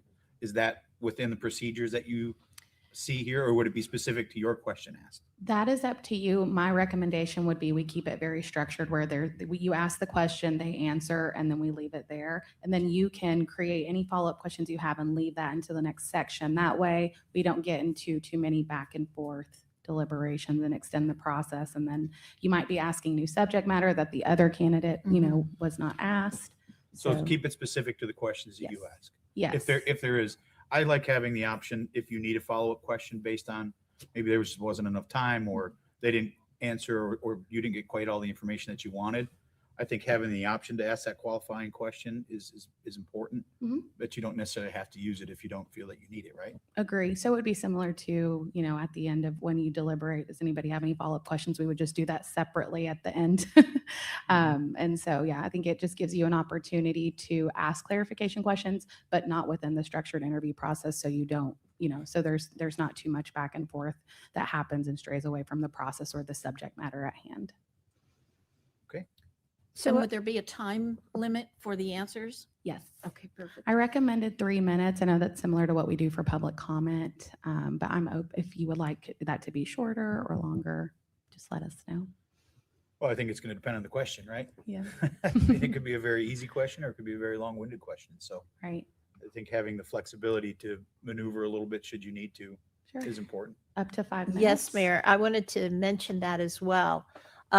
So your procedural rules, they are your procedural rules. They are your discretionary way of you want to conduct your business. This particular selection process is not mandated by state law or in your code of ordinances. So on the 17th, if something comes up and we have to stray a bit from the adopted rules, that's perfectly legal. Okay. However, today we find ourselves with absolutely no real guidance on how we're going to do it, maybe based on past practice, but memories might differ. So I think I appreciate your consideration of adopting, a draft procedure that we can at least try to follow. I did go back and watch the video from almost 2 years ago when we went through this process previously, and all we did was the folks got up, introduced themselves, talked, and then the mayor asked if we had any questions of them, and then we proceeded to a vote. So that's just So sharing. that would have been that first option, I think, that I tried to put on the table. But then the second option is to do it the way we did today when we had the one individual apply for the 3 seats that were open. So it's discretionary in your part, whatever you guys would like to do. So I think just to recap, if you got I think it sounds like we're going to go with the same format as far as selecting a candidate as you do for committees. your committees, with a paper ballot, and then the clerk will read it, announce it, and then you would take a vote to say that she announced it correctly. And are we'll we going to move do on. just one selection versus ranking them like we did Well, with if town we manager? do the committee, it's going to be a rank. You do have more than one applicant already. But in the committee, if there was 3 applicants for 1 seat, you would just select one name, not this one, not 1, 2, 3 in the committee. Whereas the town manager, it was Will, and then it went down the list of the other 4. So either way is fine. I mean, if you think ranking it is better than just selecting one person, I don't. Personally, I think just selecting one person would be better because of the fact that you eliminate a second tie vote. Yeah. Okay. But No, just and that's give us- fine. I just wanted clarification as Yeah, to what that but was give gonna us look like. direction, and Talisa will try to put it in writing, and then we'll try to get that out to them tomorrow or shortly thereafter, so the candidates do know, or the applicants, they know what the process is going to be. We'll all be familiar with it as well, and it can manage the meeting very well on the 17th. So is everybody okay with that? You'll select one name if there's a majority in that first round, and that would be the person that takes the seat. If there's not, then you go to a second round and do the same thing all over. Amy's got the look on her face like, oh no. Yeah, I don't care for that. I would rather most people vote who can. That would take it down to 2 if we did it. Well, I think one at a everybody, time. I think all 4 council members can write down a name in this scenario. Whether or not it's all the same name is obviously up in the air, but everybody still gets to vote. It just depends on, I see where you're going with it and I understand. Well, the recusal, I think, is the sticky part. I mean, I can't, that's up to Counselor King and what they recuse or don't recuse themselves on. They have to make that decision, not, I agree. you know, I it's agree. not us. But Right. if you were doing a committee selection, there still could be a conflict with one of the individuals who have Sure. applied. And then agree. you would declare the conflict and you just wouldn't vote on that particular appointment. But it's a different scenario because we only have one seat. That's right. I prefer that we do it the way we have done it, but that's just me. Isn't that what And we're I'm doing just though? one person. No. That's what we I are doing. thought Can you Nancy was clarify saying- Yeah, like, your I'd like to know what understanding? your, 'cause I think we're Yeah. doing it how we do the committees, but maybe you Right. see it a little different. Oh, okay. So that the motion would not be a particular motion for a particular candidate that then everyone votes on. It would be, we have the ballot and then That's how we've, that's how we've done it. that's how we've That's always what we're done it, saying yeah. we do it. That's the way you're saying And to a do it ballot now. to pick one or to rank? I think Oh, just I think to pick one. Yeah, Yes. so we're saying the same thing. Okay. So thank it you would for be a the paper ballot. clarification. You would select one name from the list. If there's a majority on that, then that would be the council member or the new council member that would be seated. If there's not, then you go back and you do the same thing over I again. agree. Okay, thank you. Because I thought you were saying, Nancy, excuse me, newbie here, that you were saying someone would make a motion to say, I would like to appoint so-and-so candidate A to that seat. And then. No, I think everyone that would was, vote. that And was then the candidate suggestion from B- staff, but the consensus of council was that that's not the way they want to. And that's okay. Yeah. And it works. And I think we'll have a very orderly, Of transparent course. Okay. decision. And then we will, just to continue on, again, trying to wrap a bow around this, there's a lot of talk that's going on. From there, the candidates will then be separated to a room that they can't hear the questions. We will go member by member that applied, however many it is. In this case, it's 3. Will be asked a round of, will we do both questions at the same time like we do for the town manager? I think that makes sense.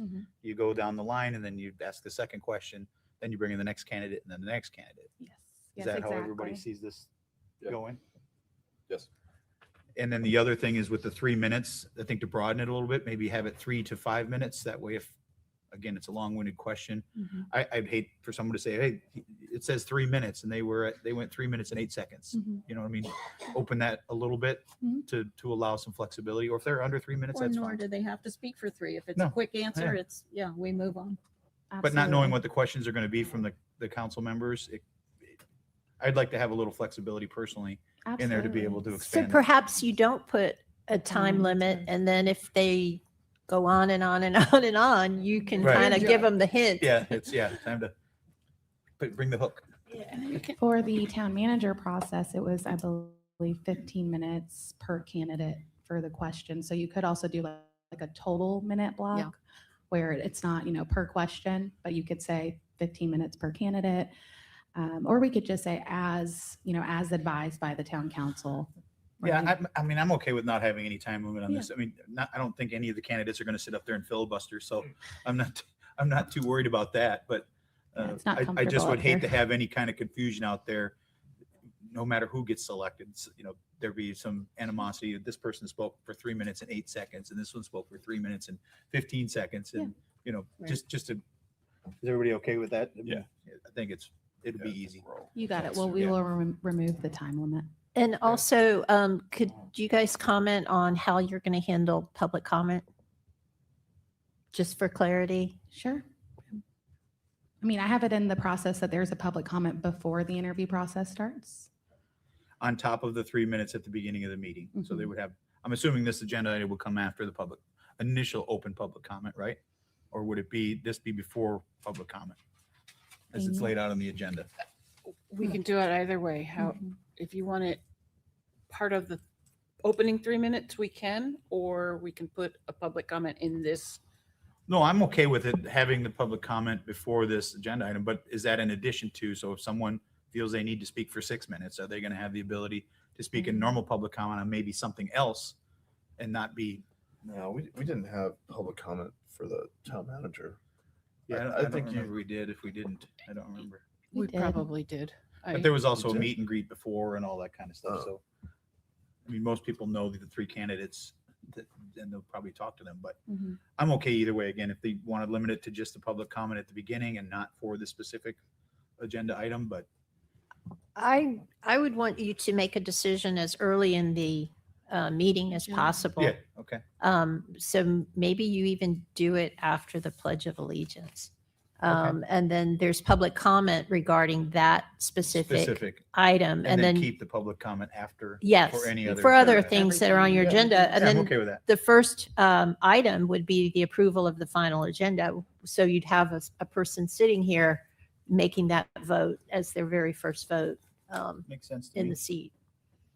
Yeah, so we have two public comments, one. One for- specific and then Yeah, that's, abroad. yeah. You okay with that, John? I am. All right. Rebecca? Yes, I am. May I have a quick question though, again, about the questions? Okay. And maybe a suggestion. I'm not sure how we'll do all these questions things, but could it be a possibility just to think through with the group here?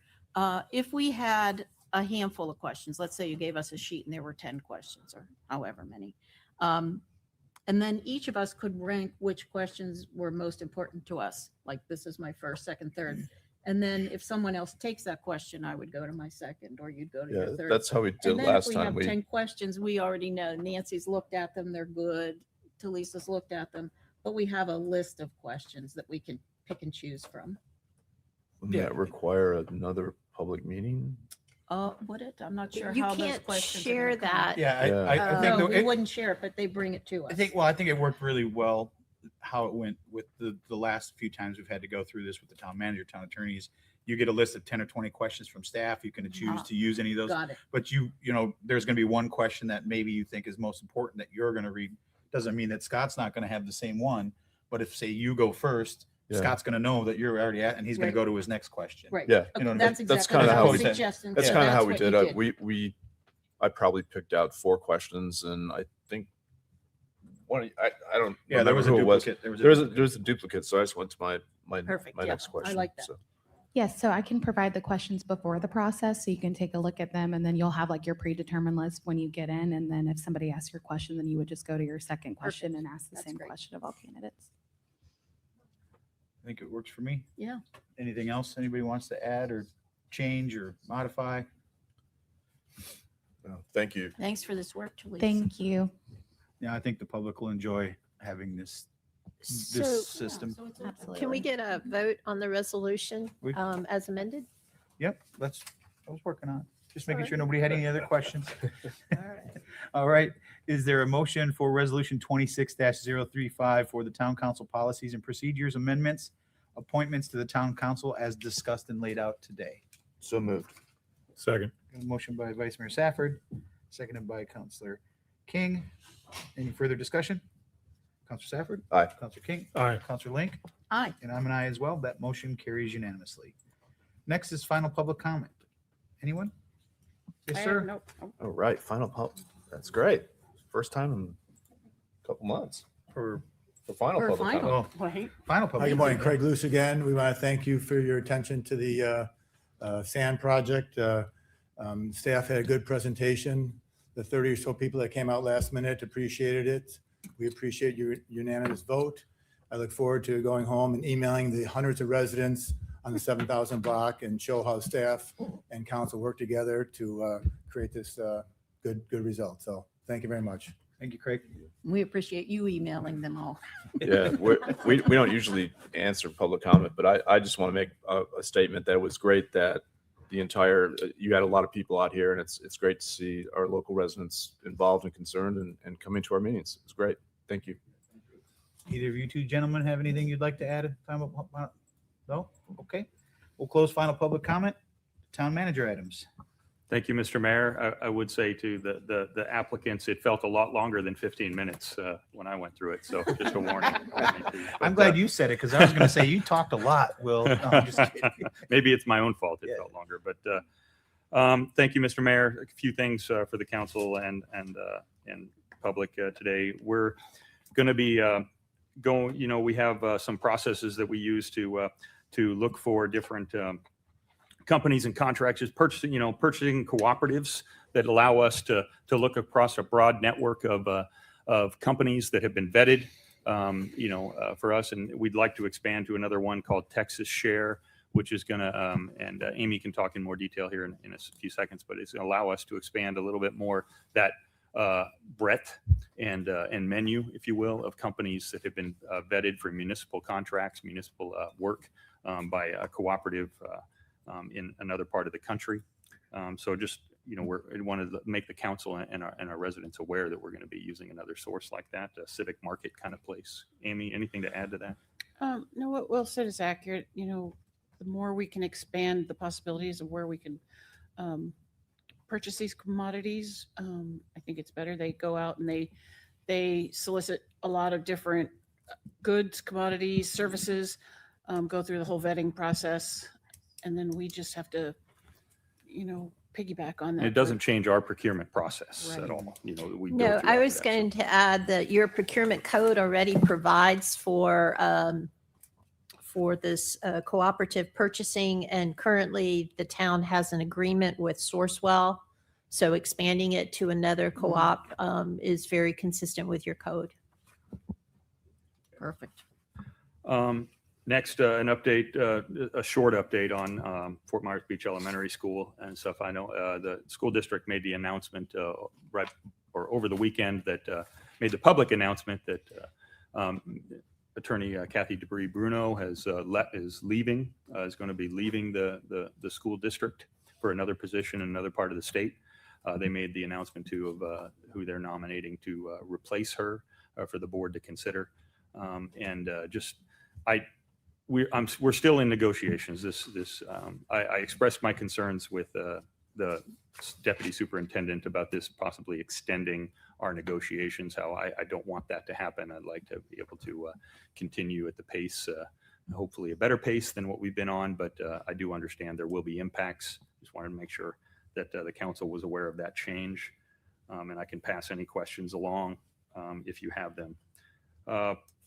We are moving forward with our advanced digital tools, as I discussed before, and one polymorphic is one it's going to help us with special events workflow, the application and permitting process for special events. I really feel that digital tool will allow that process to go more smoothly, answer a lot of the questions that applicants will have before it even gets to the permit text and so forth. And then when they get to there, really it's a more robust and complete application by the time it does get to our staff. We're also looking at virtual assistants for both the website and telephone support. We've had some modeling of that, pass the information along to Polymorphic. They're building a model for us. We're going to have the Ask Danny tool on both of our things, Danny the Dolphin, on both of our website, and then but then the virtual assistant telephone one will be a similar thing, a similar tool, but just over the phone. Strategic plan draft. I'm going to ask Tracy to talk about coming up next month's M&P, but staff is still doing some work on the strategic plan with our partners, and then but just give you all a heads up of what we'll be asking the council for. Thank you, Will. We are again meeting with USF as a leadership team. We will take all the wording that you had for your vision, mission, core values, taking a look at goals and then objectives to bring forth to you as a draft for consideration and conversation on March 5th after the M&P meeting. So looking forward to your vision. Thanks, Tracy. And then I sent, we had some discussions with you all over the past week on our plan for the 30th anniversary celebration. We're planning on for March 6th, celebrating the 30th anniversary of our great town, starting off at Bayside Veterans Park, Veterans Memorial, where we'll have some comments by some leaders of the town, and we're getting ready to send out some formal invitations to some elected leaders around the state and for our local area to come and speak.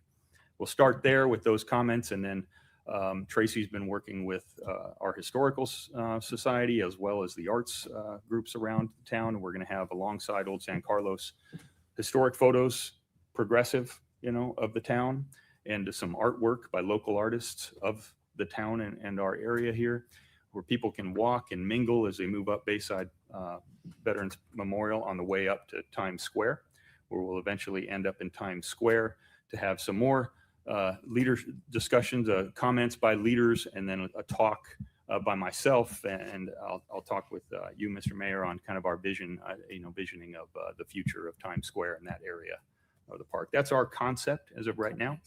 And of course, I wasn't done yet, but thanks for the reminder. We are going to recognize the longstanding tradition in the town by having cupcakes to be handed out at the end of the ceremony. And we have spoken with the ladies who've been involved in that process before. As much as they are able, they're going to participate with us. But the town is also, we're going to make sure that we have enough cupcakes to share with the public. And we're entering into a partnership with a great town partner, Tuna Skin, to help us with a limited edition 30th anniversary shirt that will be available as well at the end of the ceremony there. Finally, before I'll let you ask me questions at the end, M&P this week, we have a couple of items on there I think are interesting discussions. The donation policy that I've been working with staff and with Nancy on, and then a discussion regarding flood panels, which I know many of you have asked us to address. So we're planning on having a discussion at the M&P on that this Thursday. So pending your questions, that's all I have for today. Rebecca, any questions for Will? Well, will the road be shut off when we are between Veterans Park and Times Square? Or will it be open for traffic to come in? A portion of it will be the portion where we're going to be having those displays, but not the whole road. Okay. So there will be a time we'll have to direct people onto the sidewalks as we move up to Times Square. But our Director of Emergency Services is working with Lee County Sheriff's Office, and we'll have that all worked out and facilitated and safe. But we're trying to minimize the impact of the businesses down in that area as much as we can. Scott, any questions for Will? I know we had spoken about this last month, but is there a date when we're going to have Mr. Yazzo's team down at that stoplight, or is it, we're just going to kind of play it by ear? Yeah, it's conditions based at this time. I would say, Councilor Safford, definitely he's got his team ready and trained. And as I mentioned previously, he's got Commander Layler and the Lee County Sheriff's Office have also allocated some of their auxiliaries to assist us as well, to work with our Rangers down there. So yes, we're ready to respond as needed. Okay, thank you. That's all I have. John? No questions. The only question I really have is, and I know we've talked about it, but there seems to be some growing concern with the time it's taking to get development orders, things like that through the process. And I know we've had a change with planners that have left. Can you give the public an update as to where we are as far as shortening some of that? You know, it seems to be increasing, which is not the course I think that we want to be on. And I know we're limited as far as getting staff in here, but is there any kind of update you could give any of the public as to how we're going to try to right that ship, I guess, for lack of better terminology? Thank you for the opportunity, Mr. Mayor. I would say staff is working very hard, and I think the process is actually better. But understand that on a case-by-case basis, it may feel sometimes that certain things are taking longer or being more difficult. We are addressing that. As I have told you and others, we're addressing it through a couple of different means, trying to bring on some more staff, which we have. Thanks to HR working with community development and the team we brought on another planner, associate planner, right, to help with things. And that has allowed the community development director to shift some of the focus of some of the planners, to allow some of the bigger, more difficult projects to go to those that are more qualified, more experienced in those, and allowing others to work through some of the other plans. And then as a team as well, just having more eyes on the projects with great oversight from the supervisor and the director. Also, the tools that we're bringing on board. GovWell, we started with the GovWell system a couple of weeks ago. They first came in for onboarding of that, which thanks the council for approving that contract. And GovWell is going to allow more integration across the different systems and allow faster access to some of the materials for our staff, as well as for the folks on the outside when we get it fully onboarded. So that's one thing that we're using, not quite up to speed yet, but I know it's going to address some of those concerns in the future. I would add, I address that, there are times when the staff does the review, sends back their questions, insufficiencies, and we would prefer if all of those answers came back together in a packet as opposed to one at a time. One at a time tends to slow the process down because then the staff response goes back and they have to wait for an address to that specific question, that specific directive. Can I jump in there real yeah. quick, just on that part of it? Is in the past, before the storm, it was, someone would send something in and environmental would reject it and would go back, and then it would come in, and then instead of looking at the entire totality of the project and making comments from environmental, from all the different departments that have to review it, instead of reviewing it as a project whole and then sending it back and saying, here's all the lists of things that we have found in your submittal. Are we still continuing to do it that way, or have we gone back to environmental? I'll just use environmental because that's the first one that popped in my head. But it goes through environmental. Here's our rejections. They fix that. Then flood reviews it, and then flood kicks it back. Or are we? We're not doing that path anymore. We're still doing the full review to go out to come back.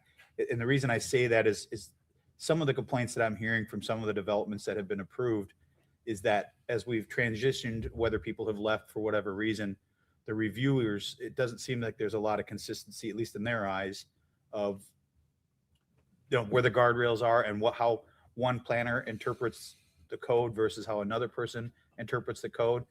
And it's in the middle of the process. And I think that's where some of the frustration is coming, more than the process itself, as opposed to an opinion on how planner A versus planner B viewed the code. I would like to echo that sentiment too, because after the storm, that was one of the biggest things that the town council fixed. Is it was like a pickleball game. Is like, here's the ball was going back and forth over the net. And one of the things, I wasn't on council then, but I think one of the best things you guys did was made sure that these reviews are done in full, not this piece, that piece, this piece, that piece. So I want to echo that sentiment, that I want to continue to, I would like to see that the entire thing's reviewed, A, B, C, D, and then not, oh, hey, we forgot about F. So I hope we're continuing on that path. So I'll let you. Sure, I share can your address insights. both of those things very simply. Again, Frankie Kirkpatrick, Community Development Director. Basically, what we've done is it really had very little to do with staff and how we do staff. It was what staff was looking at what. So when projects come in, they come in through the Planning and Zoning Department, and they get split up. They get split up based on the need for what needs to be reviewed. And addressing why one was kicked out for this, one kicked out for that. We do an insufficiency letter we should be doing, and we do about 99% of the time based on the packet. So what we see in the packet, we're addressing all those things. What happens 9 times out of 10 is we'll get one response back from the person that's doing their traffic study. Another week, we'll get another response back from somebody that's doing their engineering. Those need to be addressed at the same time, only because we're looking at the totality of the project. We're not looking at just one little aspect. They all kind of tie together. The absence in the projects, as far as one being reviewed, environmental here, and then all of a sudden it gets kicked back, and all of a sudden this, we did have a little lapse where projects were coming in and not going right to Chad for the environmental. They were going to Access and having their broad brush planners looking at the environmental as they apply to the town of Fort Myers Beach's codes. And there we had a little discrepancy with about 2 projects going on with that. Let me ask you a question on that, Frankie. I guess I'm trying to understand how the process, it sounds like you're doing exactly what has been efficient in the past and sending back any rejections all at once. Are we requiring the applicant then to respond to all of them, or are we letting them do, what is the direction we're giving to the So we're applicants working to with the reply current back to project us? right now, and the current project that we're working with, for lack of a better term, is just all over the place. We'll get a response back to an email sent to one planner, response back to, oh, I left you a phone message to another planner.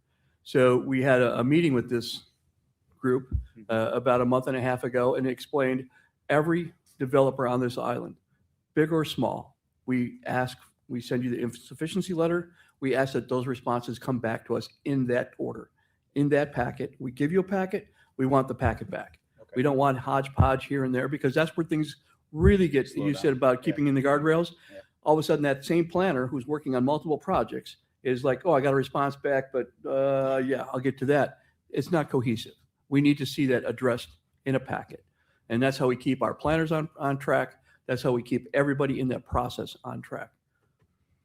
Okay, so it sounds like you were encouraging the development, whatever they are, to come back with full responses to a full response from staff if there's rejection or insufficient letter sent out. That is correct. We're And, asking and for. to add to that, we also have like a rather large development that has changed the course of its path over the last year and a half.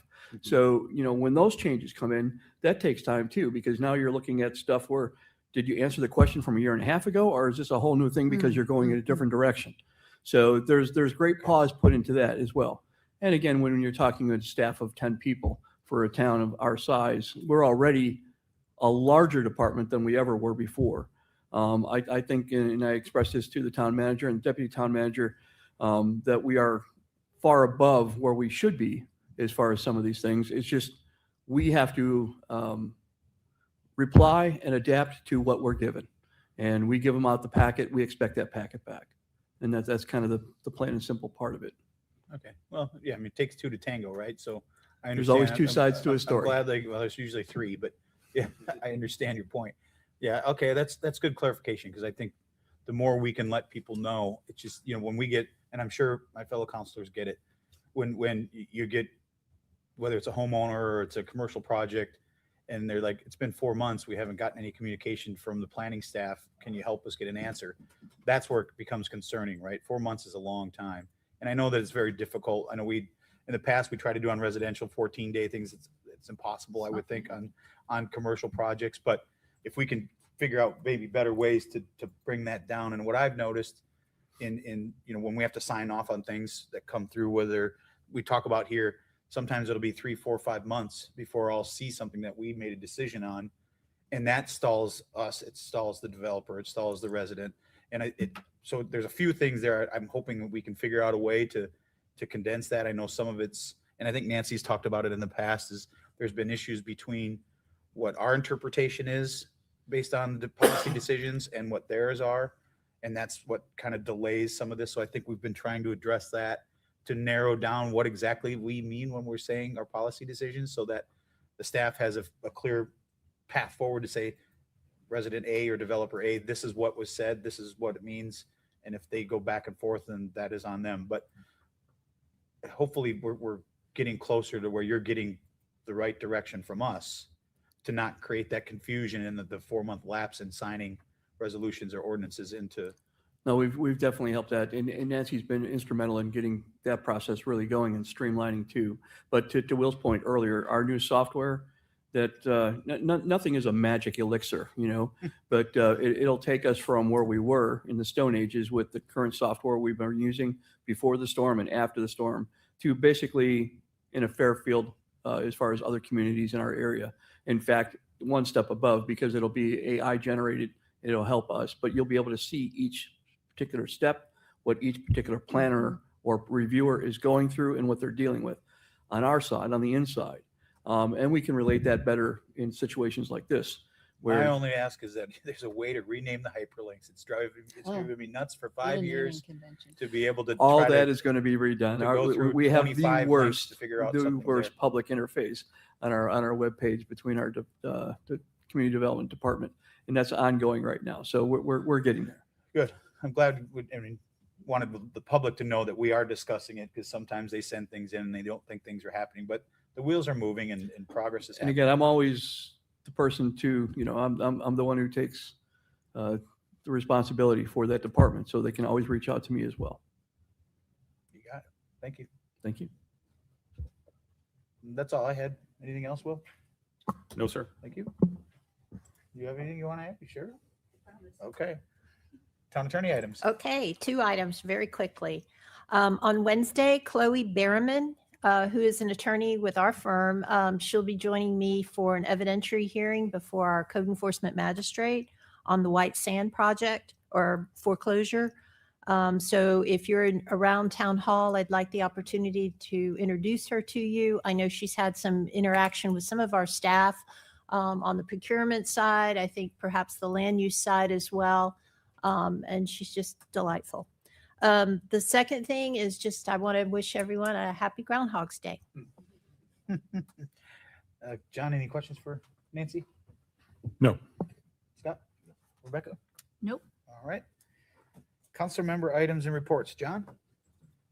Made the long journey to Tallahassee last week, and it was a cold journey as well. I did not wear long pants except when I wore my suit. So a suit, I guess. I have more than one. I don't know why.